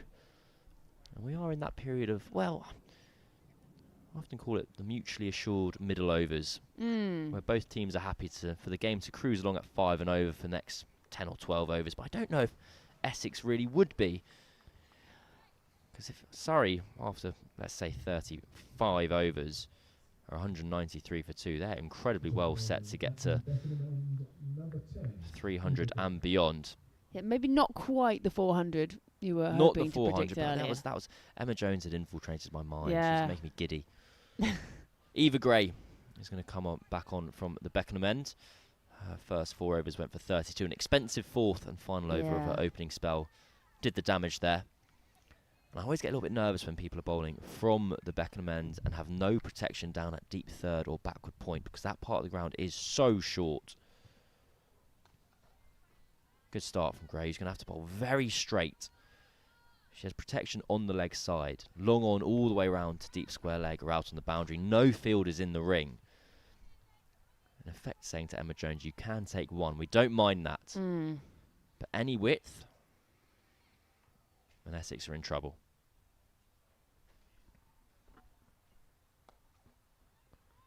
Well, there, that wasn't even that wide. Probably fourth stump, but Jones drops the ball into the offside to pick up a single. Let's see if they have a change of plan to Davison Richards. It doesn't look like it currently.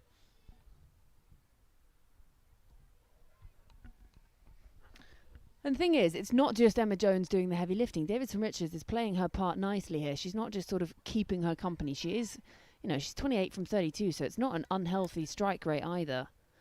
This is not necessarily a preference of who you'd like to be bowling to. And it's 28 off 32 with just the one boundary as well. She's just cruising along a runner ball, and literally a runner ball.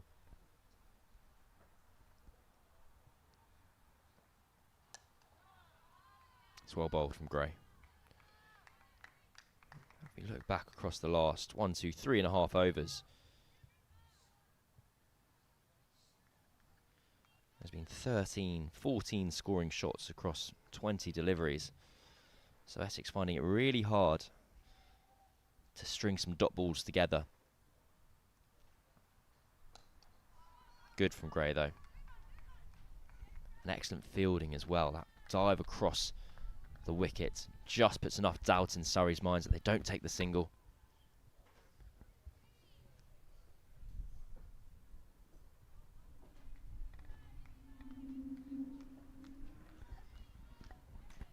By contrast, tell you what, have a guess. Of Jones's 82 runs, how many have come in boundaries? Oh.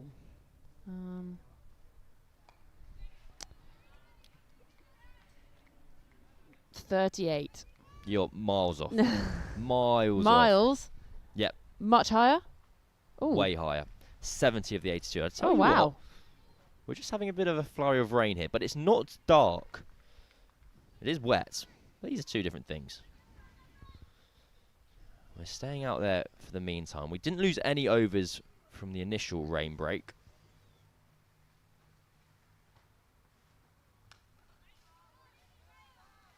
A good over from Eva Gray. Just 2 runs conceded. 24 overs gone here at Beckenham.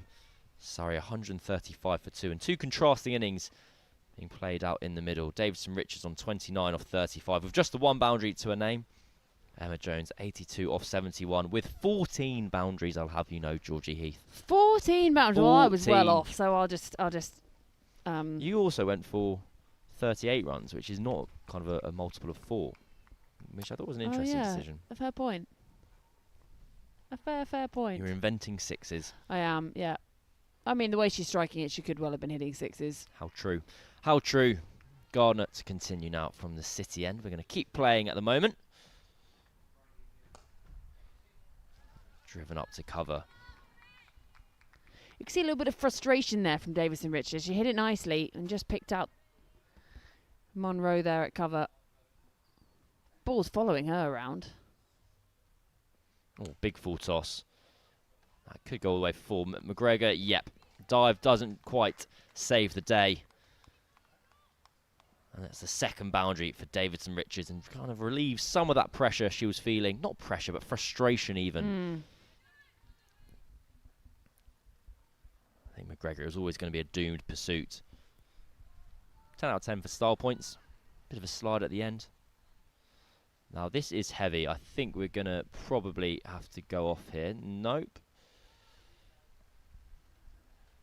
The umpires decide we're going to crack on.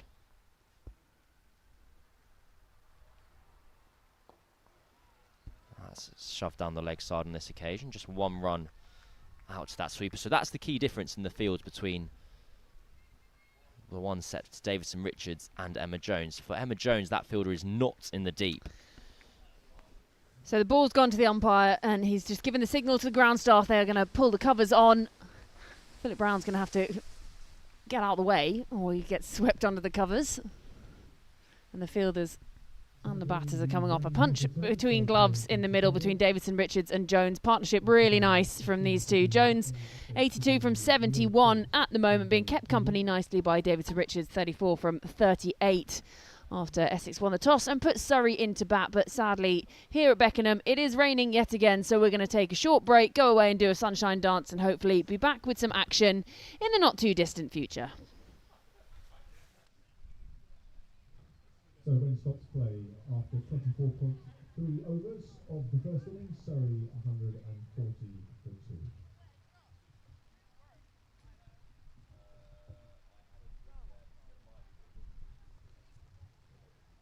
As ever, we'll have no news to bring you whilst the rain continues. Should that rain stop and we start to get some progress towards a restart, we will of course bring you any official updates as and when we have them.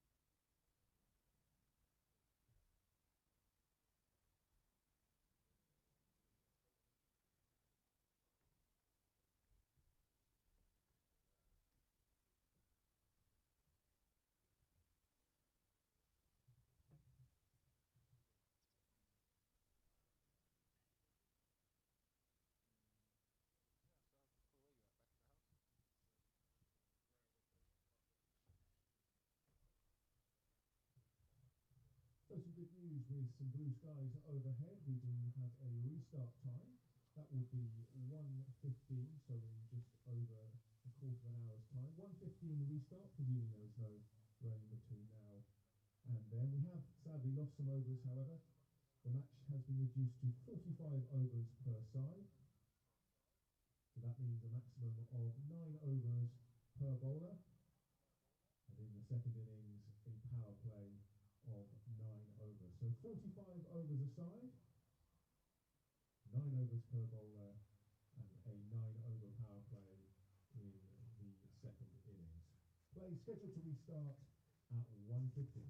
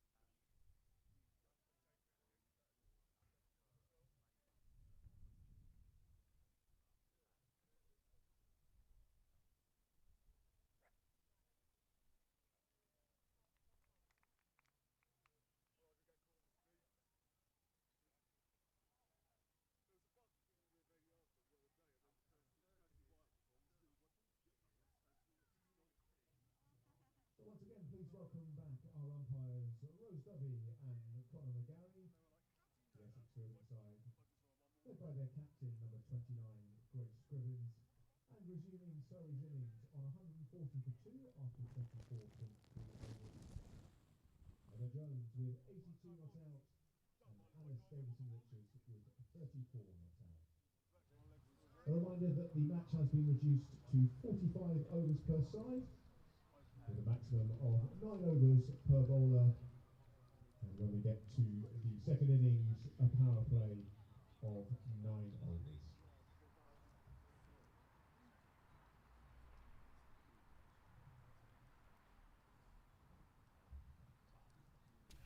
Well, welcome back to Beckenham, where unfortunately we now have a reduced overs match. It's a 45 over game here now, so Surrey have 20.3 overs remaining, and they're very well set for their final push towards the finish line. I'm Cameron Punsonby. I'm joined by Georgie Heath.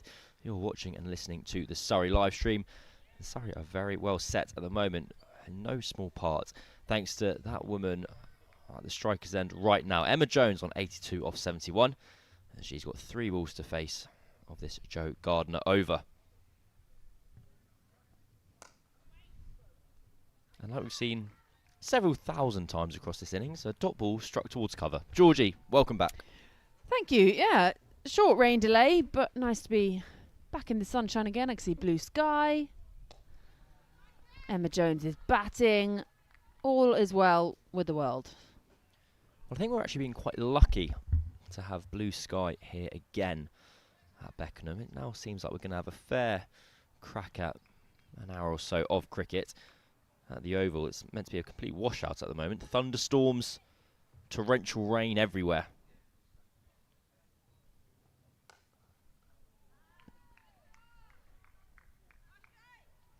That's the end of Joe Gardner's second over. Just 1 run scored off the final 3 deliveries. So 25 overs gone, the score is 141 for 2. That scorecard will update, I promise. And this partnership going very well for Surrey. 87 in total. Jones contributing 51 of 47. Davidson-Richards 34. And they've been batting differently. We made notes of it just before we went off for rain, that Jones, well, 70, I believe, of her 82 runs were scored in boundaries, whereas just 2 boundaries make up Davidson-Richardson's 38. Davidson-Richardson, I always call her that. It's a real kind of slip of the tongue I have. It's because I feel like I'm not professional enough if I call her ADR, but it is just so much easier than trying to get your mouth around saying Alice Davidson-Richards. The other one that I struggle to say is required run rate, and I just can't spit it out. Eva Gray to continue from the Beckenham end. She had a very fine over, and now she's stretching out her left hamstring as well. So the last thing Essex need is a second player going down with hamstring issues. Sophie Munro had to leave the field for a while earlier on this afternoon. I haven't quite spotted her out in the middle, so I assume she's still out there somewhere.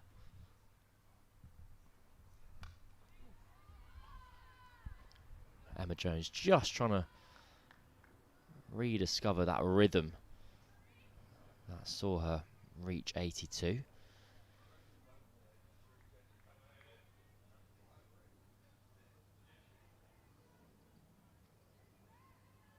Very middle overs field set by Essex at the moment. No fielders on the leg side in the ring. You see Jones just trying to drop the ball in to that leg side and take the single. Actually, beg your pardon, they now have a short, fine leg in place. So there's a big old gap at cover point for a single to be taken. But any width will be punished. It's such a short area of the ground where Jones would be looking to cut the ball away to. Gray on the money though. 4 dots in a row.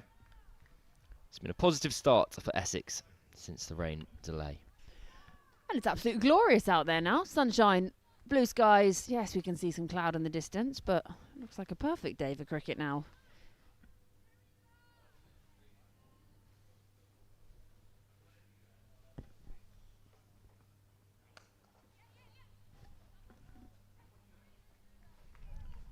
single just to break up the run of dot balls there from Emma Jones. She's been stinging the palms of mid-off regularly across her innings. But it's been a really good start from Eva Gray here.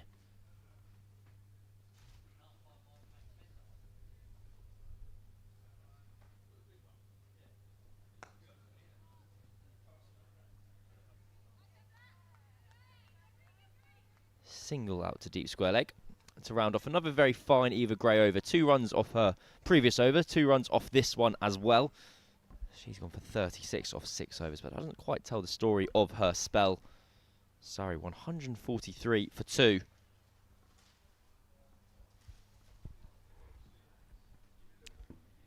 Yeah, well, it's Emma Jones is obviously the talk of the day so far. 84 from 78. It's looked very easy. Obviously, she scored her first runs up the top. They were sort of sketchy, you would say, but not too risky at edges going for 4. And since then, she's just been galloping along.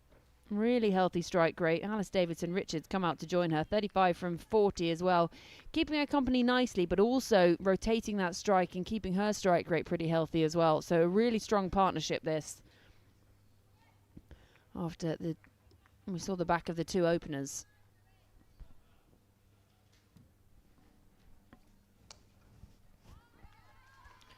Davidson-Richards not in the World Cup squad. I'll be travelling out to India and Sri Lanka in a few weeks' time.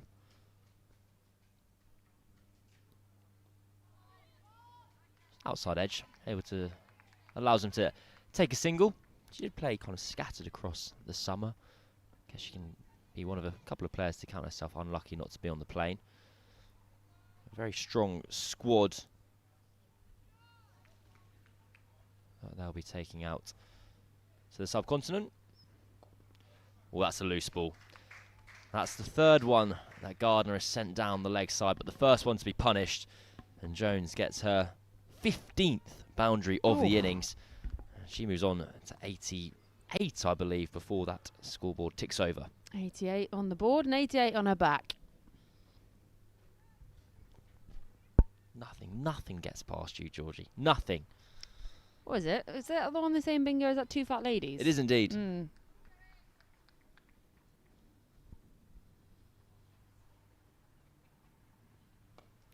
And now the sweep. They've been encouraging Jones to sweep, and she takes on the option on this occasion. Back-to-back boundaries for Jones, and she moves into the 90s now. She already has 1 century this season for Glamorgan, but yet to get her first for Surrey. And batting has just looked so easy for Surrey's number 3 on this occasion. Yeah, she seems to have so much time, doesn't she? And nothing looks like it's actually taking too much effort. This time prodded up towards cover for a dot ball, but she'll have 1 more ball to face here.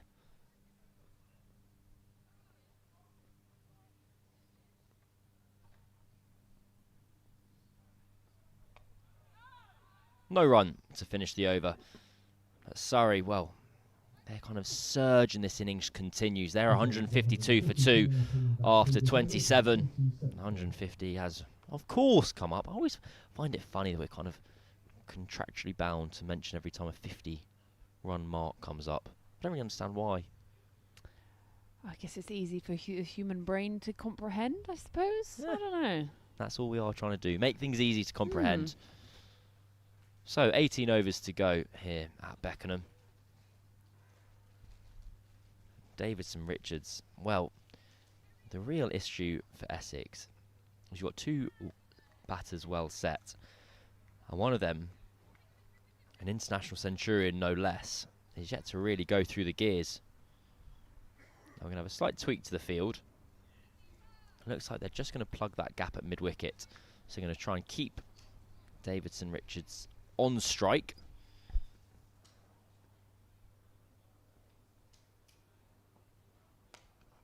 Driven up towards mid-off, and they're able to get through for a single. And also with that fielder going into mid-wicket, deep square leg was able to move around a little bit and protect that scoop that ADR likes to play. That's a 100 partnership for this pair as well. was a little bit of trouble when they arrived at the wicket. I also really enjoyed that ADR went for the handshake and Emma Jones went for the fist pump, and in the end they had to sort of compromise.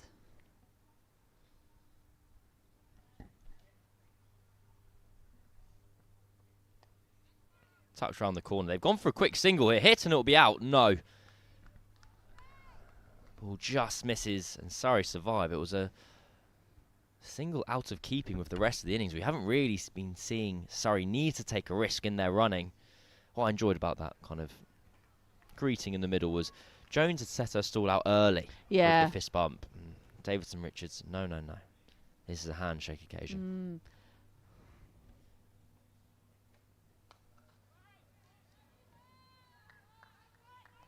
Well, the cool thing to do these days is the bat tap, isn't it?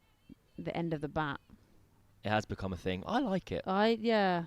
I feel like you don't like it. I do, but also I'd get a bit nervous, you know. I'd be really quite stressed about it.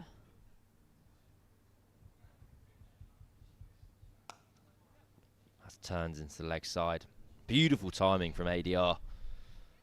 And I feel it's a bit lazy, actually, the bat tap. I don't know. Are you just trying to do less steps? I quite like it in terms of when you see the two batters crossing past on either side of the wicket, and rather than stepping across the track into the middle, they kind of reach out their bats. Okay. But I remember when it first kind of came about, I always used to worry that it would damage the bats. But then I realised they literally hit balls that are travelling like 90 miles an hour. You make a fair point. Ooh. Ooh, struck back firmly down the ground, and that's 4. Eva Gray taking evasive action rather than having to field the ball. Jones on to 97, and her onslaught continues.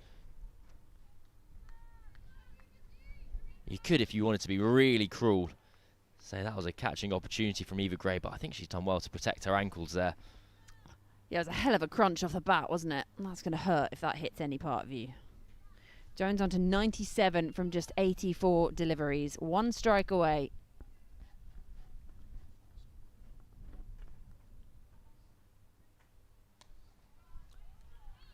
Well defended on this occasion, but it sneaks past Eva Gray and allows Jones to keep the strike. She moves on to 98 off just 85 deliveries. The 28th over is complete. Sorry, 160 for 2. Well, this has been a superb innings from Jones. She still has so much time left. It's been chanceless. There hasn't been a catching opportunity that she's presented. I think what I've also been impressed by is that she's managed to maintain that concentration despite the rain breaks and having to go off, come back on again. And she sort of kept that form throughout rather than having to get herself back in when they've come back on after the rain breaks.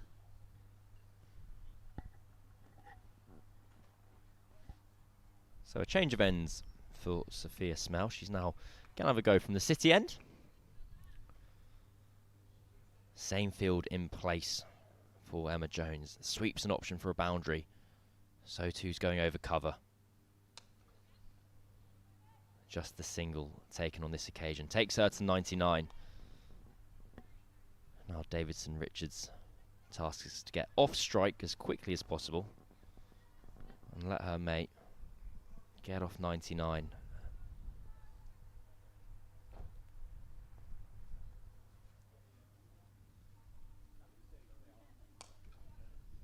Well, job done by Davidson Richards. Yeah, straight away. I mean, I've never been on 99, so I don't know what the feeling is like, but it must be when you're just standing at the non-striker's end, you can't help but let that get in your head. I'd love to see Essex bring the field up here. And indeed, Grace Scrivens does exactly that. Gestures to both long on and long off to come into the ring. Does cover point stay out? Yes, so she has a gap at cover if she wants to drop the ball into that area. Maksud gets told to circle round to squeeze that potential for a single. Jones on 99. Blocks back down the ground. Perfect bowling from Smale. I think Davidson Richards might have been encouraging her to have a swipe at that ball. That must be incorrect there. Another dot ball. This is good bowling from Smale. 2 balls remain of this over. A game of cat and mouse is underway.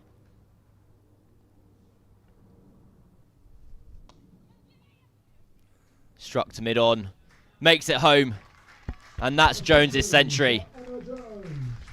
Her second of the season, but her first for Surrey. It's been a mighty fine innings. 89 balls is all it's taken for Jones to reach 3 figures, and her teammate Alice Davison-Richards has celebrated it with even more gusto than Jones has.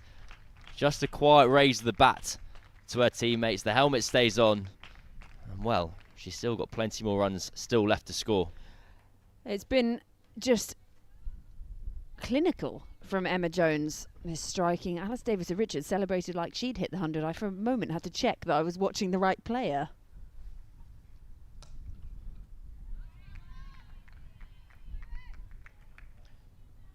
Well, 29 overs gone now. Jones on an even 100. Davison-Richards on 39 of 47. Surrey so well set here. And you're absolutely correct. And look at that, another hug between the pair in the middle. Real joy from Davison-Richards for her teammate. And at long last, I've been waiting. I've been without Hypercourse for so long. Oh. I haven't even read the tweet yet. I trust it. I know. This is the 20th century in the 50 matches played in Women's One Day Cup League 1 this season. For comparison, there were 12 centuries and 58 matches in last year's Hey-Ho Flint Trophy and 13 in the year before. So it's been a season of runs for all involved. And we're going to have a change of bowling here at the Beckham end. Esme McGregor comes into the attack.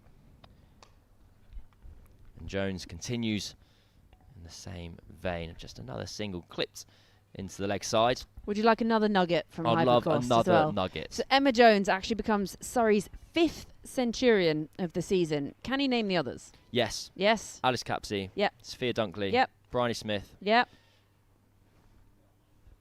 Alice Davison-Richards. Ding, ding, ding. There you go. It's almost like I've been at like every game. Poor. Almost like you've been at every As game. long as that's at home. Other places, they're too far away. We can just see, yeah, we're going back to the field we had last over for Eva Gray, where mid-wicket is in place just to prevent Davison-Richards from being able to drop the ball into the leg side and run. It also protects against that scoop she loves to play. A shuffle down the wicket, launched into the leg side. It sounded good. It looks even better. That's a massive 6. It's almost like Davison-Richards, with Jones getting over the line, has felt the pressure released off herself.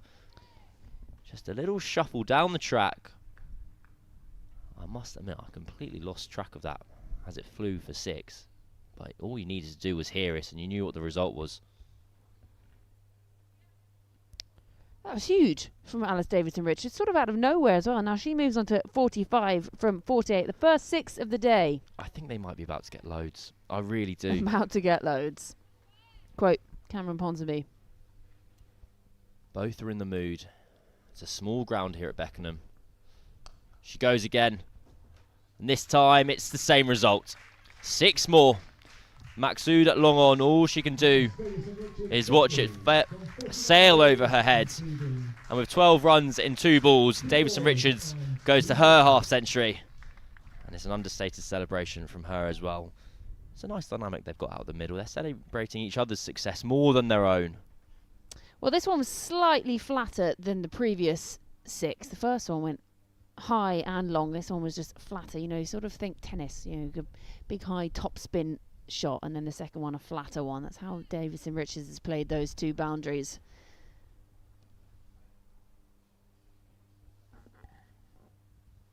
You can just see how McGregor's loading up here, kind of bowling cross-seam deliveries, or quarter-seam deliveries even. Aiming for that. Just trying to bowl cutters into the surface, get a little bit of movement into the right-hander. It almost worked for her. Well, what does Jones do here? Does she just keep batting, keep cruising along at the rate she does? Does she try and go through the gears, change anything? I'm not sure she needs to. She's already scoring at more than a run a ball. Right, long on is now in the ring. So Jones does have the option of going downtown if she wishes. Oh, that's very short. And Jones has done well to prevent that from being a wide. Well, a bit of sloppy fielding from Essex there.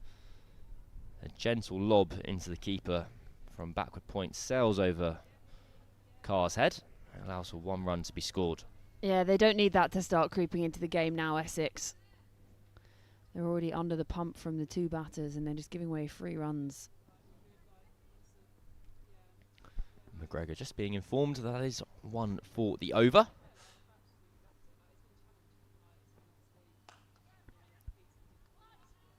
Davis and Richards seeing it big now. So a really firm strike down the ground, a controlled strike at that. Let's take a single. 30 overs gone here at Beckenham. The score's 179 for 2. And normally at this stage of the game, you can go, well, double the score. Apparently, though, it's 31 overs you do that after, not 30. And especially when it's a 45 over a side game. Well, that's what I was going to kind of allude to. Do you reckon still the same holds true given Surrey's position? Only 2 wickets down. 2 batters at the crease who are having the time of their lives.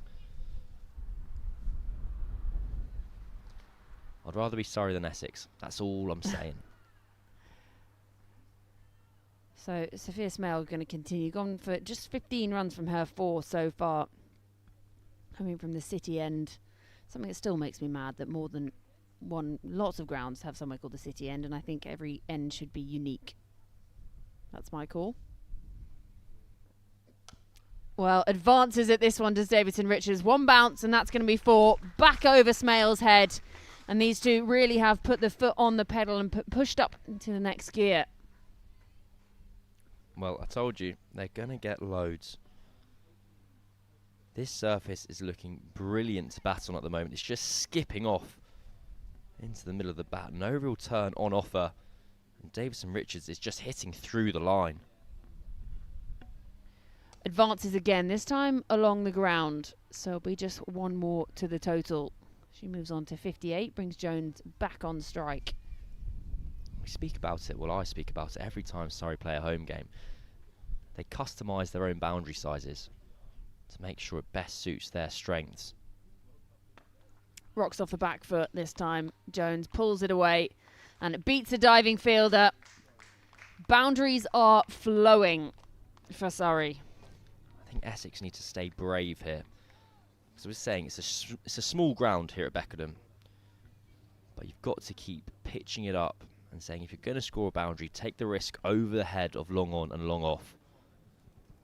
Because that's an easy option for Jones, just to rock back and pull the ball away to that short leg side. She didn't connect cleanly with that at all, but she's still got 4. That can't be the case down the ground. That's better from Smale. Jones, 102 from just 92. And Alice Davidson Richards is the one at the other end. She's the one being kept quiet. Well, quieter. 58 from 53.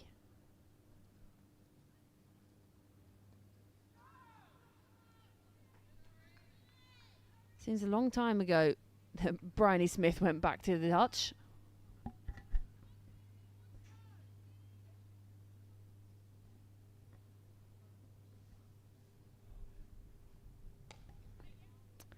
That'll just be 1 to close out the over. Score moves on to 189 for 2. Jones will keep strike for the beginning of the next 31 overs gone. Going at 6.1 for Surrey. Well, we came back out, what was it, 24.3 overs. I can do some maths in real time here.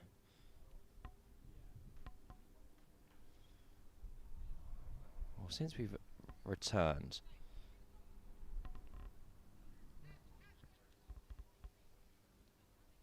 .48 runs have been scored in 6.3 overs.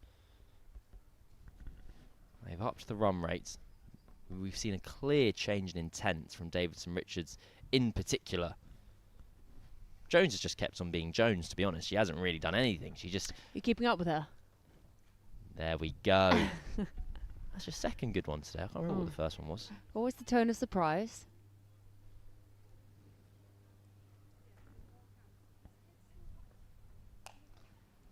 Nice looking sound again off the bat. 1 more to Jones's total. Well, McGregor has had more joy against Jones than Davidson-Richards. Long on is in place. It didn't dissuade Davidson-Richards the last 2 times. She still plopped the ball over the fielder's head. Will she take on that risk again? Batting outside her crease.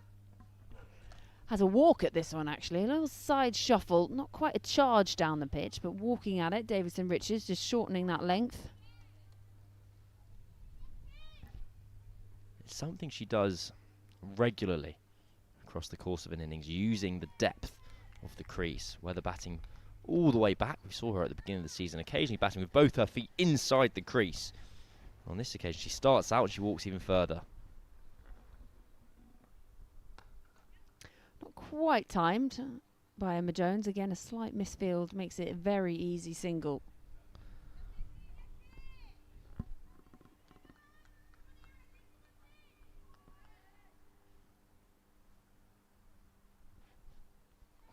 Sun peeping out again. It's almost just over the pitch, actually. Everywhere else is in shade. Big 6 coming up. Big attempted 6 anyway. Hit hard. Again, lovely crunch off the bat. Just the single. I think that counts. Yeah, it made a good noise. If you shut your eyes, you'd never know. I think I'd be quite intimidated if I was McGregor bowling to Davidson-Richards at the moment, because you know that there's a batter who wants nothing more than just to put you in the bin at the moment.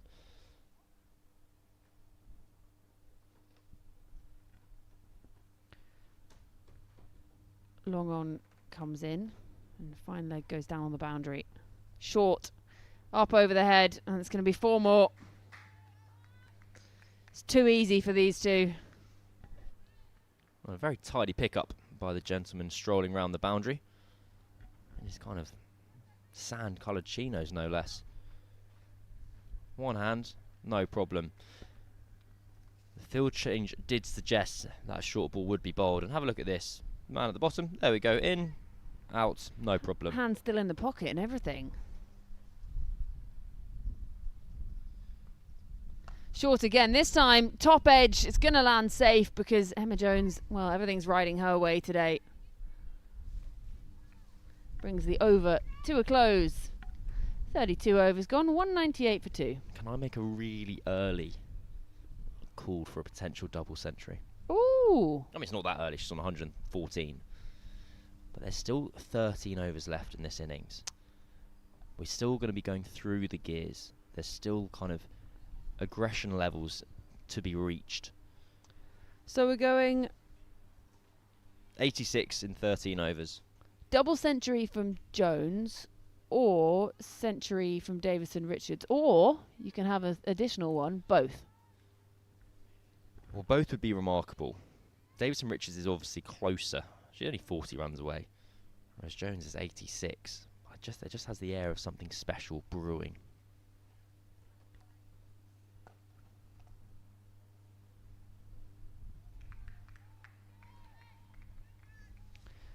So it could be. I don't know. I think Alice Davidson-Richards seems like she's in the mood.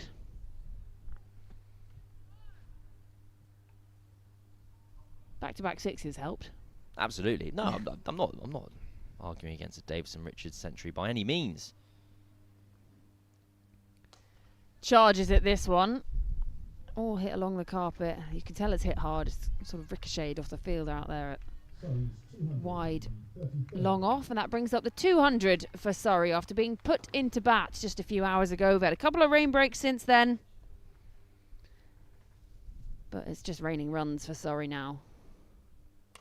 Dug out nicely, and there should just be one. Yeah, it will be.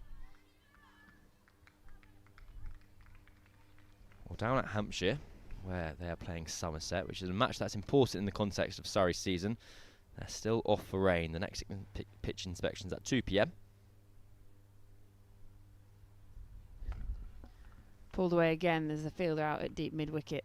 Gets in the good old school long barrier.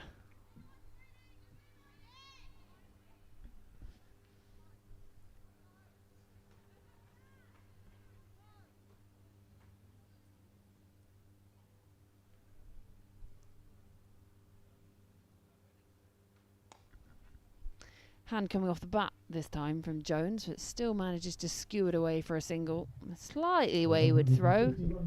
And that brings up the 150-run partnership between Emma Jones and Alice Davidson-Richards.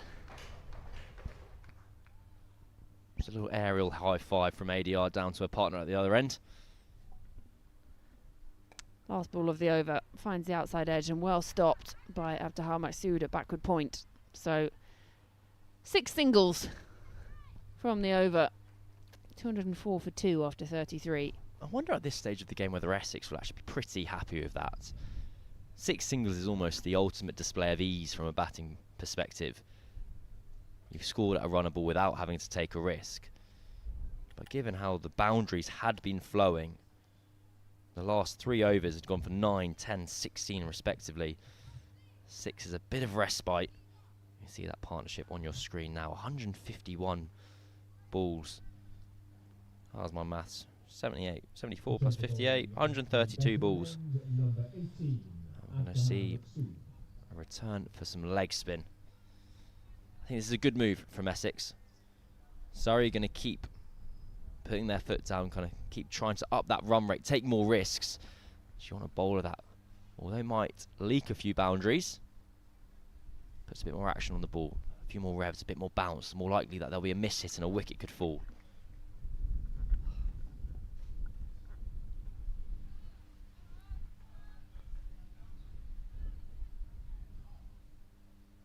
She's in now. Charges at this one and then decides against really having a big swing at it. Davidson-Richards starts with a dot. Good start this from Maksud. As the wind picks up again. Slightly shorter this time and again not quite timed.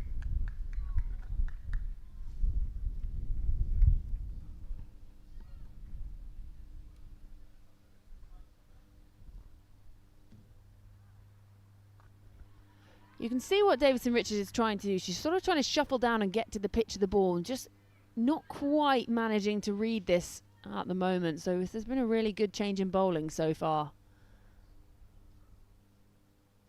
Slightly fuller this time. Maybe one more to the total. There's a bit of a whoopsie on the scorecard at the moment because there wasn't a single of the first delivery of the over. So it's now Jones on strike rather than Davidson-Richards.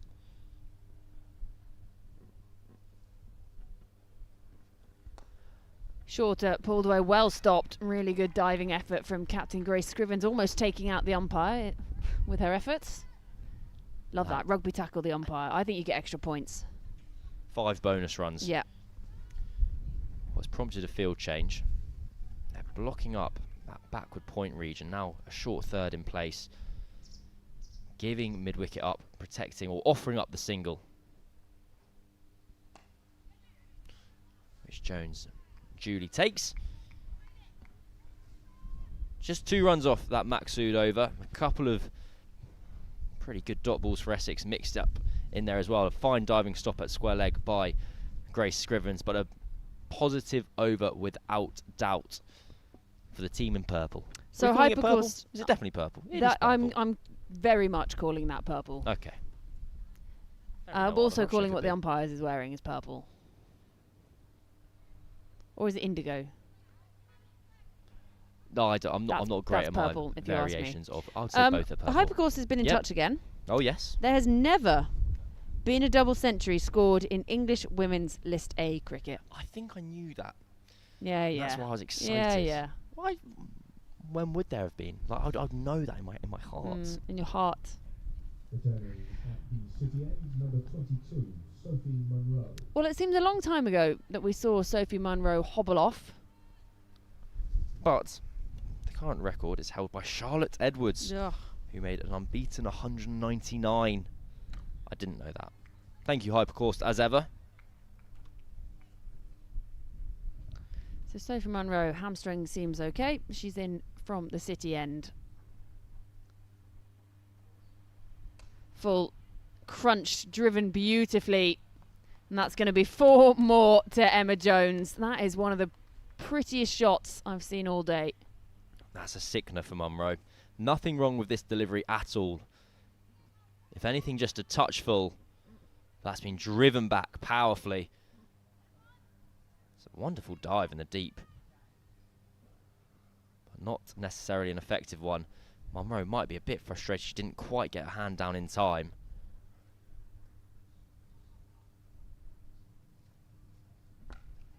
This time pulled off the back foot.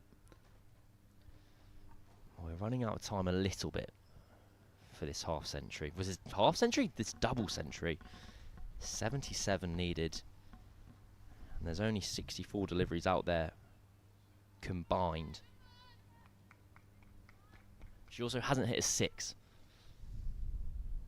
So you're kind of needing bowlers to miss a little bit to be able to keep hitting 4s. Aerial this time, and again just beats the diving fielder. Just be 1 in the end. For a moment, a little bit of excitement perhaps at short mid-wicket.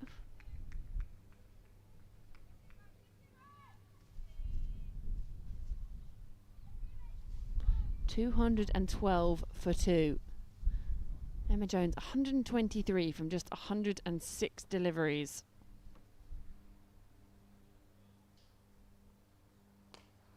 Again, off the back foot. And an early call. It's just too easy, isn't it, for these two? Singles are fine. Scriven's just in a bit of a discomfort there at cover. As long as you keep bowling to your plans and getting hits, you basically want to bowl in a way where boundaries have to be hit over your boundary riders, or narrowly to either side of them if they've really connected. Yeah, hit nicely. Spin. Ah. Well, we had the perfect view for it out here, and I unfortunately kind of burst out in my natural instincts. The pull shot flying off the face of the bat, and Sophia Smell came racing around from backward square, and it's that second bounce that does for her. Yeah, she made up the room, didn't she? Made up the ground. She got there, and then, as you say, the second bounced. Bloop. Makes you look a little bit silly sometimes.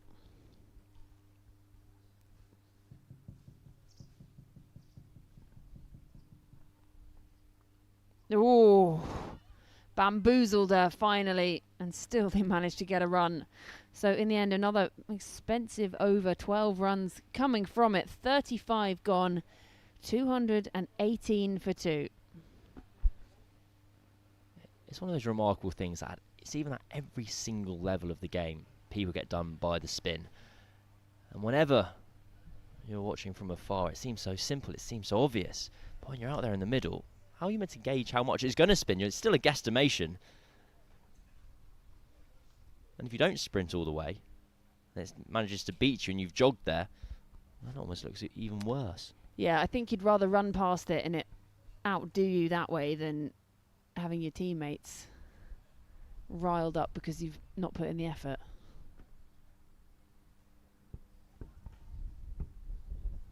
The wind just picking up again. We've lost the sun again, Cam. I'm hearing rumours it's meant to rain apparently around 3 o'clock. Don't believe it. Well, 3 o'clock, that's fine. So That's we should ages be away. okay for now. Maksud in again. Starts with a dot ball. She's been tidy since she came back on again today. It's gone for just 24 runs so far. So perhaps the most economical of the Essex bowlers. On that flighted delivery, just trying to tempt Davidson Richards into something. She moves on to 71. Well, Jones just has a little peek behind square on the leg side. That is a boundary option for her. We haven't seen a reverse sweep. That's another option. Again, rocks off the back foot. What I love is how hard they run that first single. Even though they've been out there for a partnership over 150 now, they're still really pushing and putting that pressure on the fielders, running the first one hard, thinking about the second always. Now in the back end of the over, having conceded just 2 runs off the first 3 balls, Essex rotate round and give up that single in the leg side. They're happy for Surrey to take that, and they block up that short third region a little bit more, where it would be more likely that a boundary could sneak through. Also, Davison Richards does like to reverse sweep. This time just can't get it wide enough. Masood does the fielding and her follow through. Again, another tidy over this is turning into from the leg spinner.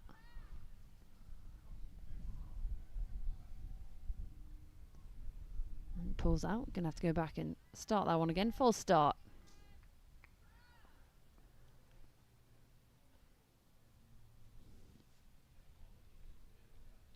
Full toss. Just driven. And will just be one more to the total.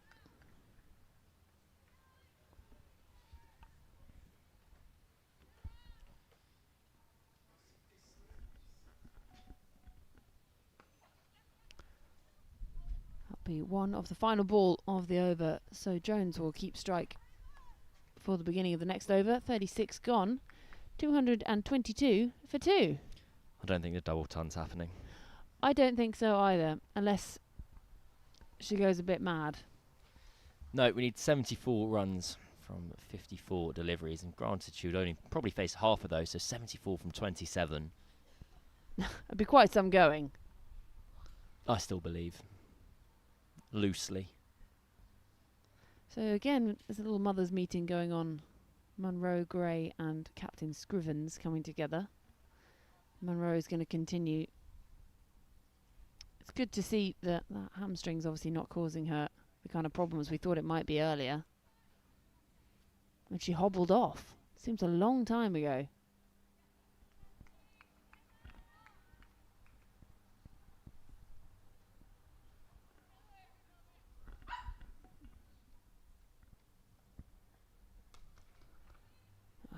Slight mistiming from Jones. There'll still be one more to her total. She moves on to 127. They are slowing down the boundaries though. Well, Masood's 2 overs have been economical, and also the couple of loose balls that she bowled in her first over weren't punished. There was some good fielding by Essex, saving the day, and then having settled, she bowled a very fine last 6 balls. It's amazing how quickly that makes a difference. Just keeping Surrey in check.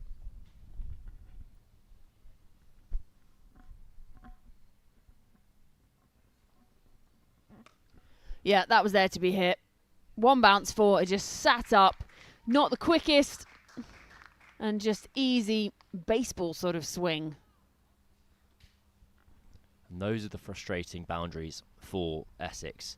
So that's been hit over the fielder in the ring, into the gap on the boundary. Just a short ball which gives Davison Richards enough time to basically pick her spots. And the outfield's still pretty slick. You saw it leap off the surface. The umpire there giving it a quick dry.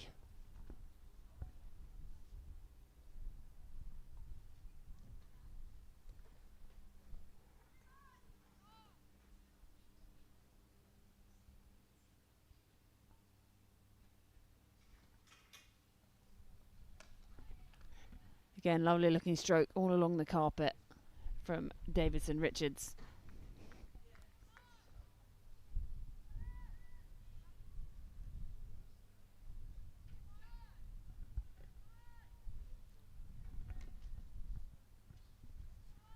I think the scorecard there just missing the 4.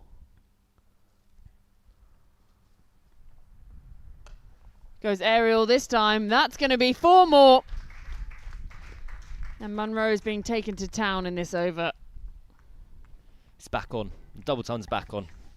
Always said it. Bit of a floaty half volley from Munro on this occasion. Jones is so powerful.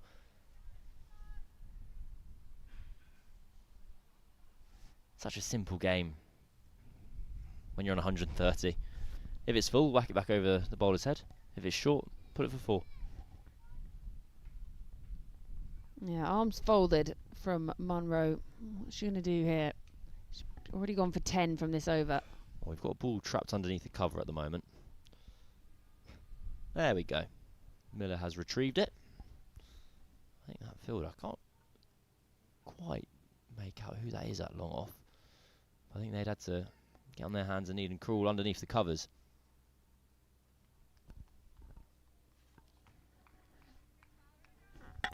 Like children in the factories in the old days. Pulled away again this time. And she does well to read the spin. Smale, she'd learnt from just a few overs ago. This time manages to keep it to 1.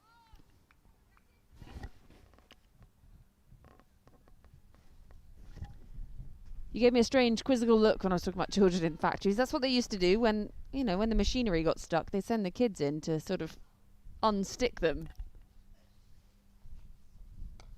Again, this pulled backward of square. 4 more. The third 4 of the over. An expensive one again from Munro.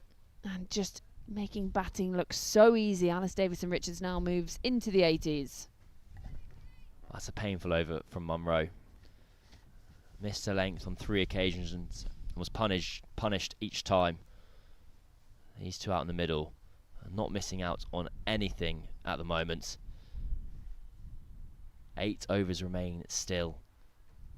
300 will be in Surrey's sights here. That's only 73 runs away, I beg your pardon. It'll be a good effort to get up there, but the rate they're going, they should manage it. Maxud's bowled well the past 2 overs. She'll need to continue doing so. But that's always the risk with the leg spinner, is that there will be those loose deliveries as well.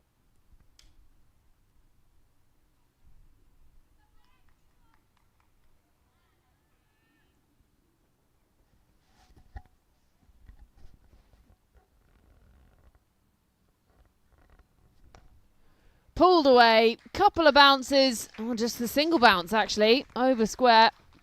And Emma Jones can do absolutely no wrong today. Well, can Essex protect that boundary? It's a choice that they've got to make, in effect. You can have deep square leg out, but it means you'd have to have long off in the ring. And given Emma Jones is so powerful down the ground, they've opted for the former. The problem is, when you're a leg spinner, you're prone to the odd drag down. As that gave away 4 runs there. Right. Well, no, long on just running in to toss the ball back to Maxud. They've decided to stick with this field. And I guess that's the right decision. You're trying to back yourself to get it up there, bowl it full. Well, that's very full. And full toss struck to cover for no run.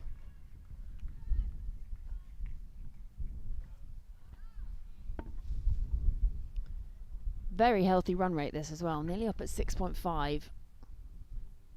Again, Maxud just missing a run up slightly. We've seen that a couple of times from her now today.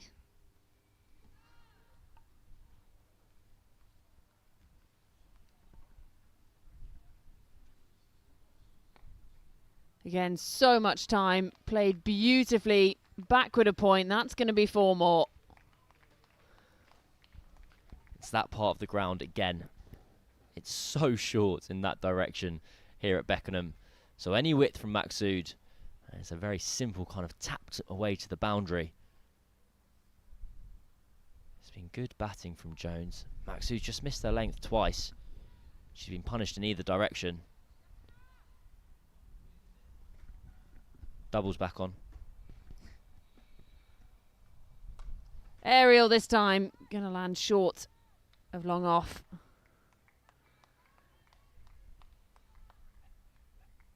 And after all that effort, just a single. Still 9 already from the over.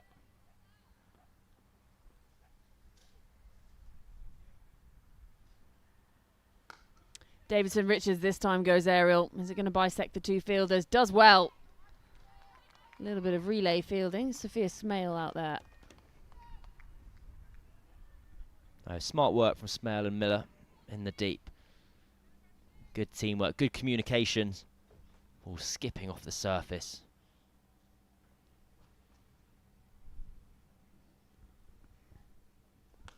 Aerial again, hit hard. And finally, they see the back of Emma Jones. The double isn't on, Cam, and there's sort of muted celebrations. The catch well taken by Miller. Just seen that great bit of fielding between the pair of Miller and Smale, and then this time she takes the catch. Well, all good things have to come to an end. Jones looking to go over the top. so powerful at hitting down the ground. It was a clean strike, but too flat and without the distance, and safely held by Miller at long on. It's a wonderful innings from Emma Jones. Comfortably her highest score in list day cricket in a Surrey shirt. And we've seen this in snippets from her this season, where occasionally things just click. And when it's ball in hand, she's bowling fast. And when it's bat in hand, she's smashing boundaries. And she's put her team in a wonderful position here this afternoon. 141 for Emma Jones. Very, very well batted.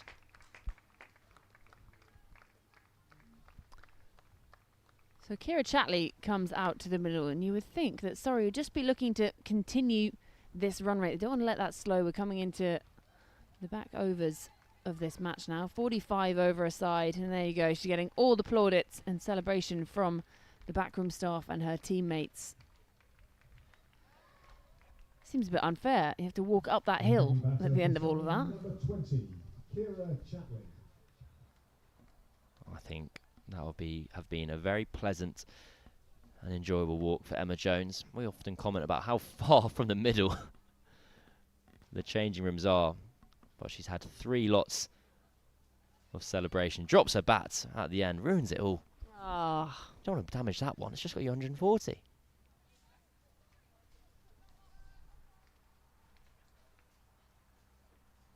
Well, something for Essex to write home about now. They've prevented the 150 and got rid of Emma Jones even, before she really had the last 5 to just free our arms and go mad. But only 3 wickets down here on the home side.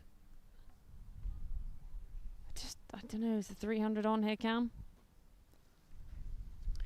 Yeah, I still think Surrey will be looking to get up to that landmark. It's only 53 off 7 overs. She needs to go about 8 in effect.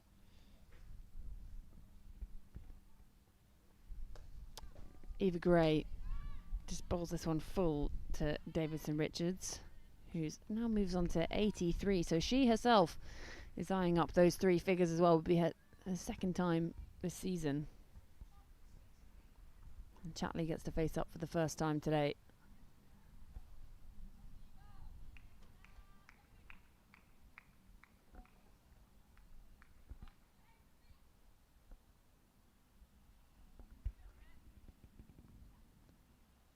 Quick change in field, so out to deep point, and we've got an extra cover, and just goes between the 2 of them, and that's going to be 4. So Chatley gets off the mark and continues in the same way that Emma Jones left, and that brings up the 250 for Surrey. Kira Chatley has had the most remarkable season. She just hits 4s all the time. Newsflash, Kira Chatley hits 4s for fun. We saw it here against, I think it was Hampshire in the T20 County Cup. She made 95 off about 45 balls. I think it was 20 boundaries, all of which were along the floor. Slightly straighter this time from Gray. That's not to say she's not added power to her game. At the Oval, across the blast season, she was hitting sight screens on occasion. But it's been such a breakout season for Chatley.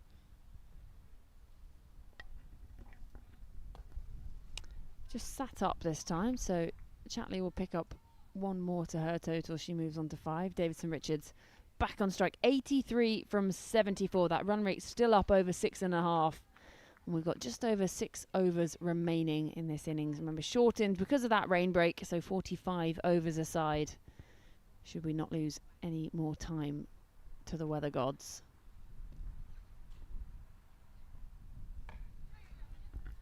Not quite timed this time by Davidson Richards, so 1 more to her total as 3 fielders come swooping in and almost take each other out.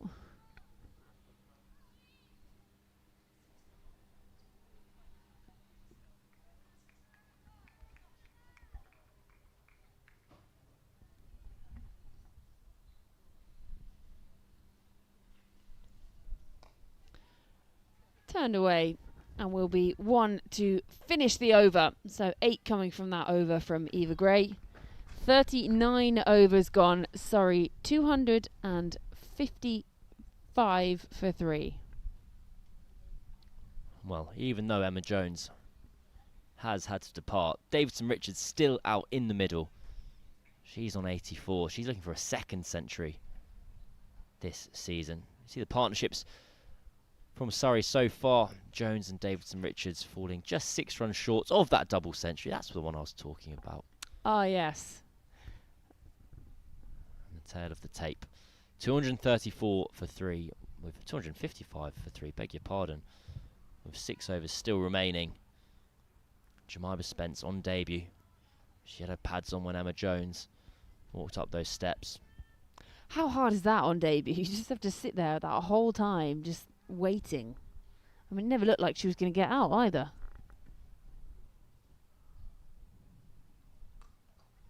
Full delivery. Just that tempting flight, isn't it, from Maksud there?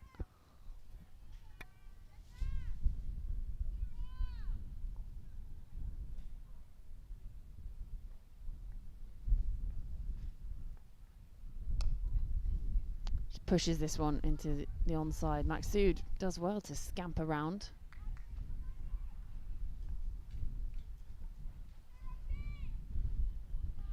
Wonder if there's any kind of tactics that Surrey will be pursuing here, or whether it's just kind of get on with it, keep targeting the boundaries. In theory, Davidson Richards could look to just knock the ball around, make sure she scores at a runner ball, and kind of leave it to the rest to really be taking the risks on and targeting the boundaries. But I think there's enough loose deliveries out there for both to be true at once. Yeah, I think these two are just going to continue to rotate that strike, aren't they? Davidson Richards, we've seen what she's been able to do today. She's striking it really nicely. A very healthy strike rate. 85 from the 76 she's faced so far. So you would think, as the set batter as well, they want her to do the heavy lifting. She'll be eyeing up those 3 figures too. That struck really nicely, but there is a fielder out there at long off, and you can tell just how hard that's been hit. Again, just ricocheting. This is a good over from Maksud. 4 runs conceded off 5 balls.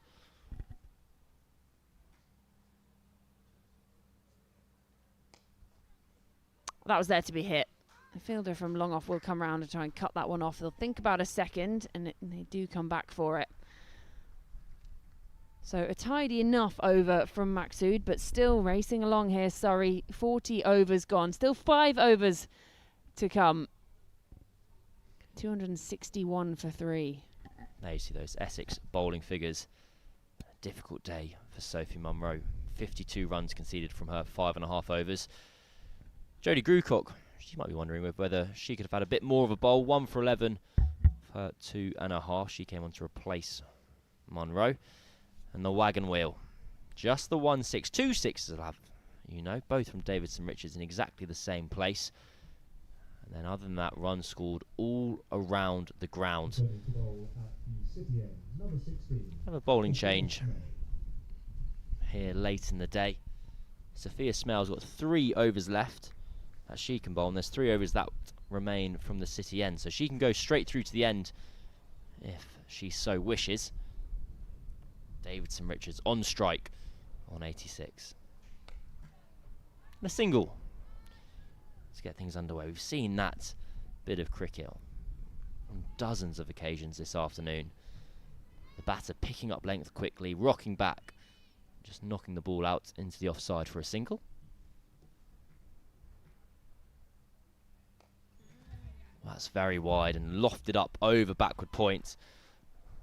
Munro and McGregor set off after it, and 2 runs are scored. Wasn't sure if Munro was pulling up slightly there, whether because of her leg or just because her fielding partner was getting there first. I think a bit of both. She's relieved to see she didn't have to do it.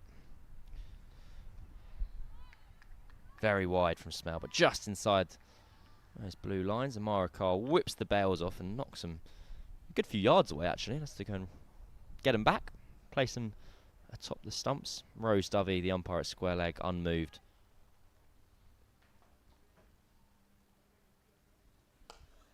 Oh, That's a wonderful cricket shot from Kira Chatley. We'll only get 1 run for it. But skipped down the track and cracked it out. It's a long off. We do have some rain here again at Beckenham, but it's your more kind of conventional rain. Just conventional light rain.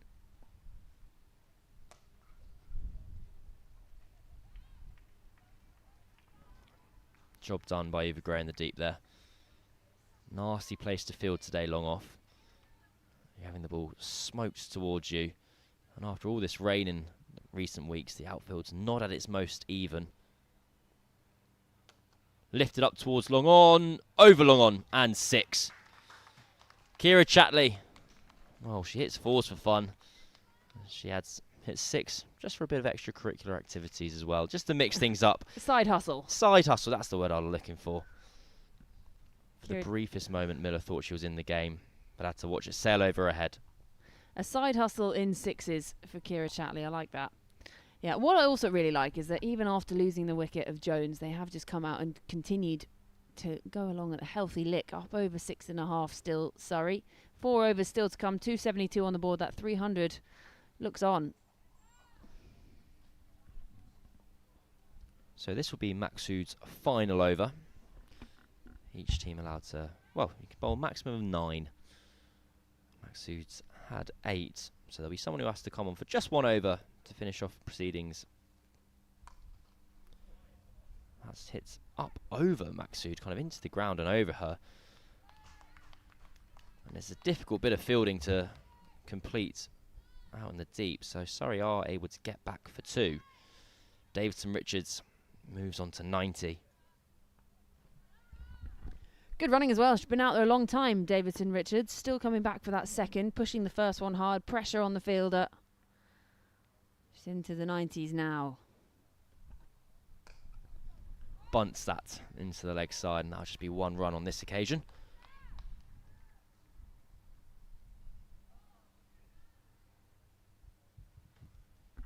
Love that as a word, bunts, because it just describes it so perfectly.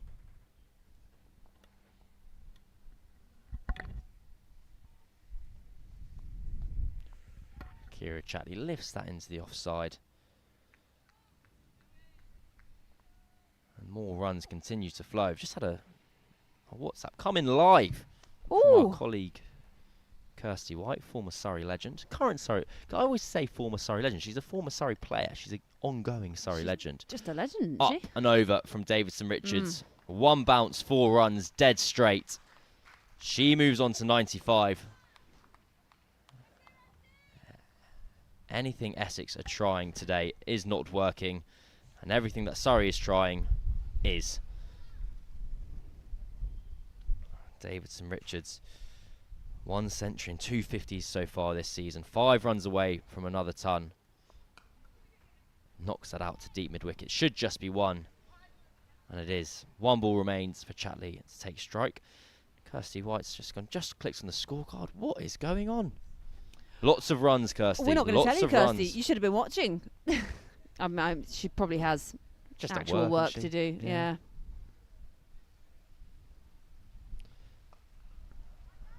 Little shuffle from Chatley. And now this rain has got quite heavy at the moment, but I think Davidson Richards will be imploring the umpires to keep them out there just that little bit longer. It's been a fine season with bat in hand for Davidson Richards. Now the question is,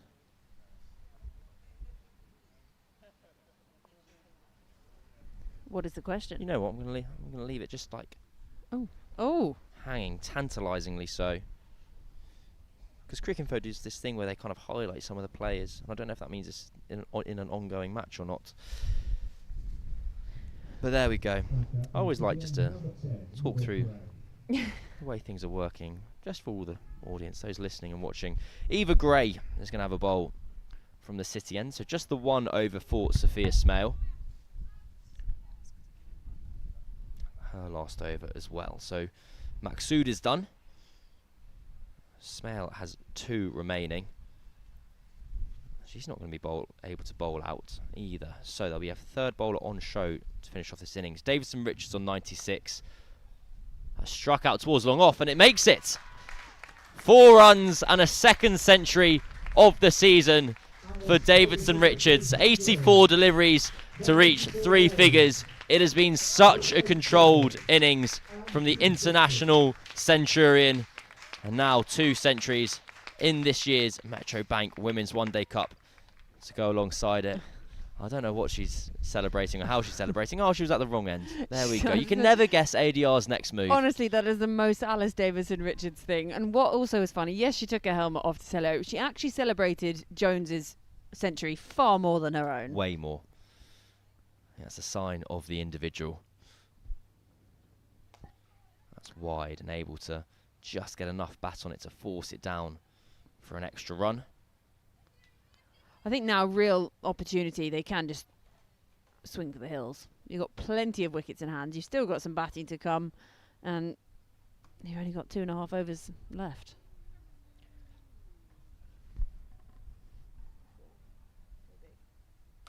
Up, lifted straight, and 6.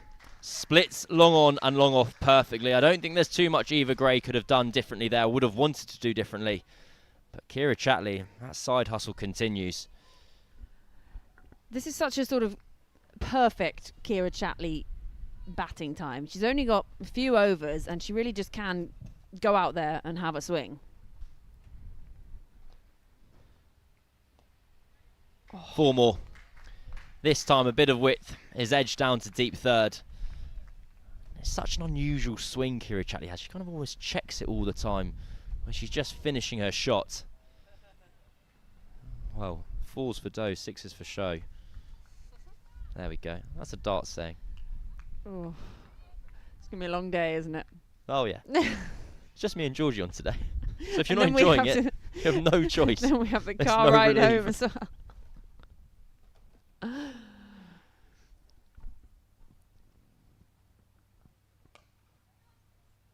Well, dot ball. Blessed relief for Essex. The dog down to my right didn't enjoy a dot ball. Quite right. What excitement at all times, always. It's 2025. Short attention spans. Dopamine at all times, forever and always. Chatley goes across the stumps and hoiks that into the leg side. Just the 1 run. Can only find deep mid-wicket. So, with 2 overs to go, Surrey are 297 for 3, and this pair have already put on 50 between themselves. Kira Chatley on 31 off 18. Alice Davidson Richards 101 off 85. The 50 partnership has arrived off just 30 deliveries. So if anything, Emma Jones was holding them back. No. I would rather you went to tell her that than I did. Thank you very much. So 2 centurions in the side today for Surrey. Jones back in after not playing the previous game. Davidson Richards, her 2nd century for Surrey this season. Try saying that 10 times faster after a couple of beers. And it was a difficult day for the bowlers so far. Well, Esme McGregor's going to bowl the final over from the Beckenham end. You see her just setting the ball in her hand there again, going for that kind of quarter seam delivery. Kind of flicked out to the leg side. Eva Gray doesn't pick up the ball cleanly, but keeps it to 1 run.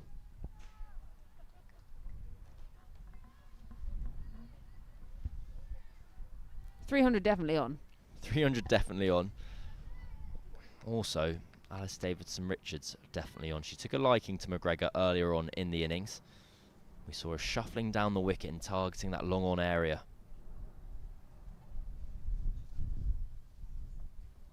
Gives herself room, still hoiks in that direction. It will just be 1 run. Miller, who's fielded very well across the innings for Essex. Davidson Richards just practicing her swing at a non-striker's end, getting herself in those power positions. 86 balls wasn't enough to practice it.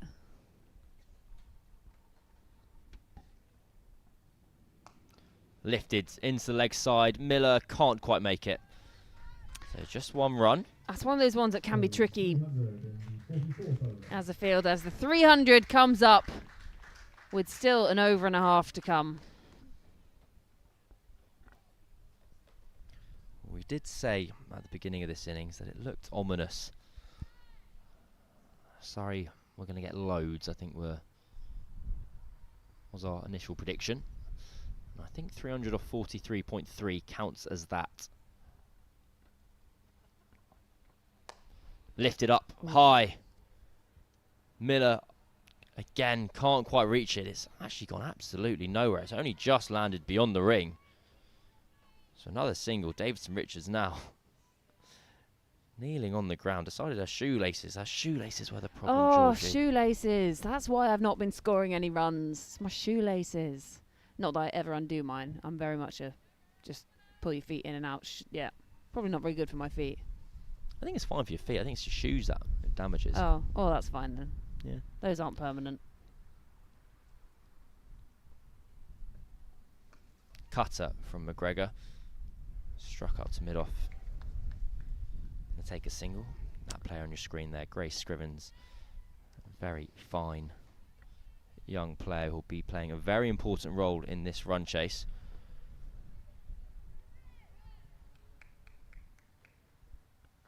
Well, more fantastic stats from Hypercourse that have been provided. Wow. Oh. That is so powerful and impressive from Davidson Richards. Just stands and delivers, does her shoelaces up, and all of a sudden finds her timing once again. Stands tall and just bludgeons the ball straight. No chance for Florence Miller and 4 more. She's making it look so easy. And this is exactly the kind of striking you just want in the final few overs. I mean, we've seen it actually throughout the innings as well. But Davidson Richards finishing with a flurry. Well, 1 over to go here at Beckenham. Surrey 306 for 3. We have heard from Hypercourse that 6 from Kira Chatley was the Surrey's 42nd of the season. And in second place is Lancashire with 18. That's quite a lead. I think that does also speak to Beckenham. Yes. It speaks to the kind of the batting paradise that this place is, and also the fact that Surrey often like to use quite short boundaries here. Right, Sophia Smell to round us off. Chatley lifts that up. That should be out, and it is out. Miller going from long on to long on, a safe pair of hands. Catches it almost disdainfully and tosses it back. But Kira Chatley has done her job and more so. Yeah, just didn't quite get the distance on it. And as you say, a safe pair of hands. Not any celebration at all from Miller. Goes for the fingers up. Australian style. I don't know what makes something Australian style, but why It's that was upside down. Yeah. Oh, is that why? It's why. Yeah, is it I because don't the think water so. goes the other way down the bath as well? Is that true? I don't think so. I'm pretty Okay. sure it all just goes down. There's no swirly, is there? I don't tend to sit and watch the bath water, actually. I think you're missing out. I've got other things to do. Right. Phoebe Franklin has come to the crease. So Jemima Spence has to wait for her first bat in professional cricket for Surrey. That's good thinking, actually. Because you might as well send out someone who's got the experience and doesn't have to go out and think, right, I've only got 5 balls to play, but I'm on debut all at the same time. Just go out and have a swing. Oh, goodness me. That was a wild delivery from Smell. Well, I think saw Franklin launch across her stumps, bowled a massive wide. This was almost off the cut strip. And the simplest of boundaries for Franklin. I think if you're being really cruel, you could have argued she might have left it. Got a no ball, but then she hit it for 4 anyway. Well, Jemima Spence is ready to go next if required. Scrivens just having a chat with her bowler. I don't know what the chat will be other than, please don't do that one again. That's tickled me. Oh. Well, McGregor does move squarer at point. Goes really wide. Smell's angles changed. She came over the wicket and looking to bowl quickly across the right-handed Franklin.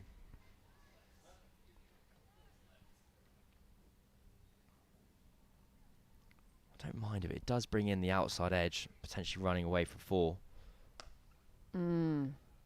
That's struck up towards long off, and again, so hard to gather cleanly. This outfield just a bit bobbly at the moment, so they get back for 2. And Davidson Richards will be quite pleased with this. You take these last 2, Phoebe. And I'll just take myself a red inker. Yes, please.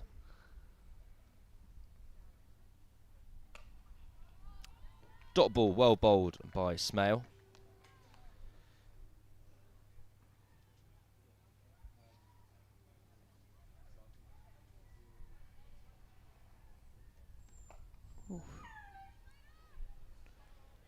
And does Davidson Richards come back for 2? She does. Oh. She's going to be run out here.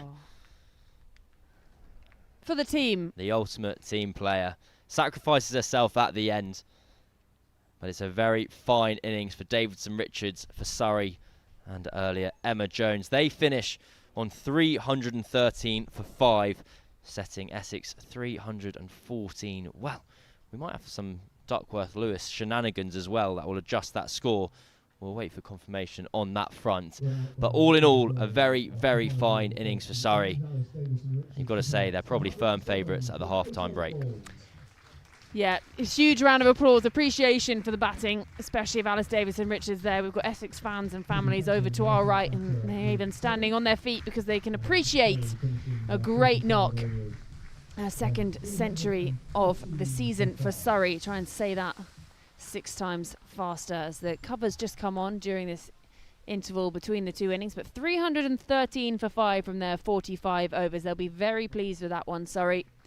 After being put into bat, we've had a few rain breaks, but that didn't seem to disrupt any kind of flow. A difficult day for the bowlers, and 2 centurions there. 141 from 117 for Jones, and 107 from 88 for Davidson Richards. And Kira Chatley, who hadn't hit a 6 in the 50-over comp so far this season, she came out, had a swing, and 34 from 22 for her. So the end of the innings, it is Surrey who will be feeling the much happier of the 2. 313 for 5 for them from their 45. We're going to have a break between innings, and we'll be back very soon for the chase.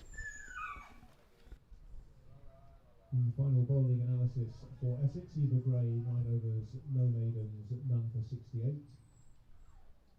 Esme McGregor, 8 overs, no maidens, 1 for 60. Sophie Monroe, 5.3 overs, no maidens, none for 52. Jodie Grucock, 2.3 overs, no maidens, 1 for 11. Sophia Smale, 8 overs, no maidens, 1 for 49. Abdahar Maqsood, 9 overs, no maidens, 1 for 53. And Joe Gardner, 3 overs, no maidens, none for 20. So Surrey finishing 45 overs on 313 for 5.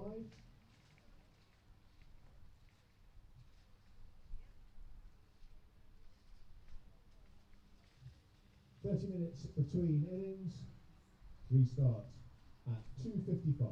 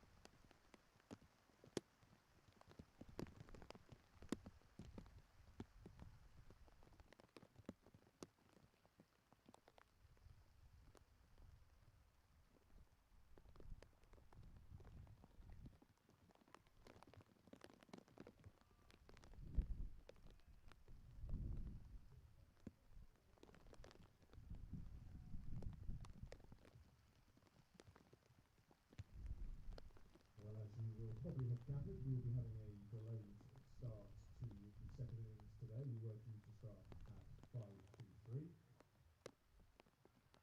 Whilst the rain is falling, no prospects of play. If indeed the rain does let up, and we're able to get back on, we'll bring you any updates as to that when they are possible.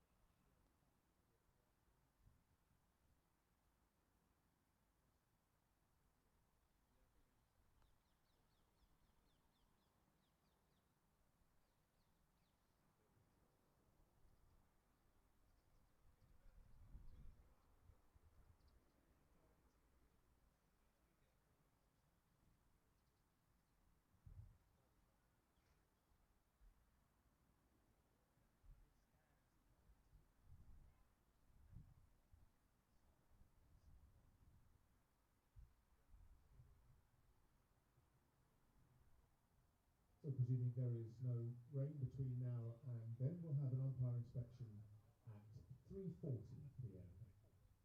Pitch inspection at 3:40 p.m.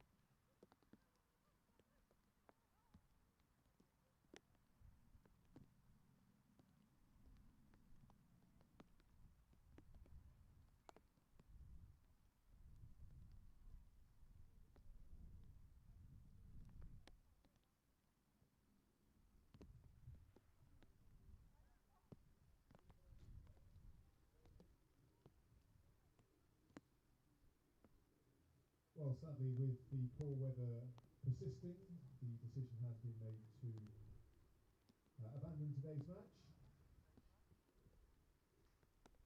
So no result in today's fixture, and the points are shared. Our thanks to both sides for the entertainment during the 45 overs that were possible. Of course, to our umpires, Rose Doddy, Conor McGarry, match referee Jason Swift, and our scorers Sue Robinson and Lynn Martin, and of course to our ground staff as well for their efforts in doing their very best to get a game on here today.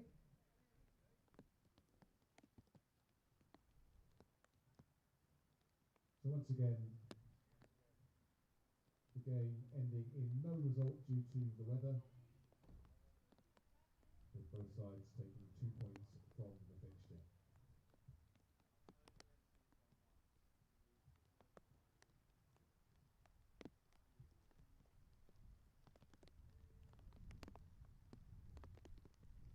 So that concludes Surrey's home Metrobank One Day Cup campaign. One further match to go up at Durham on Sunday. We wish the side the best of luck for that fixture.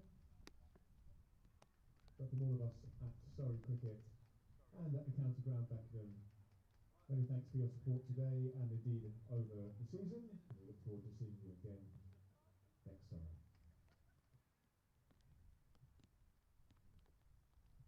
For now though, it's unfortunate to say that today's match has been abandoned as no result. We wish you a safe journey home and a pleasant rest of your day.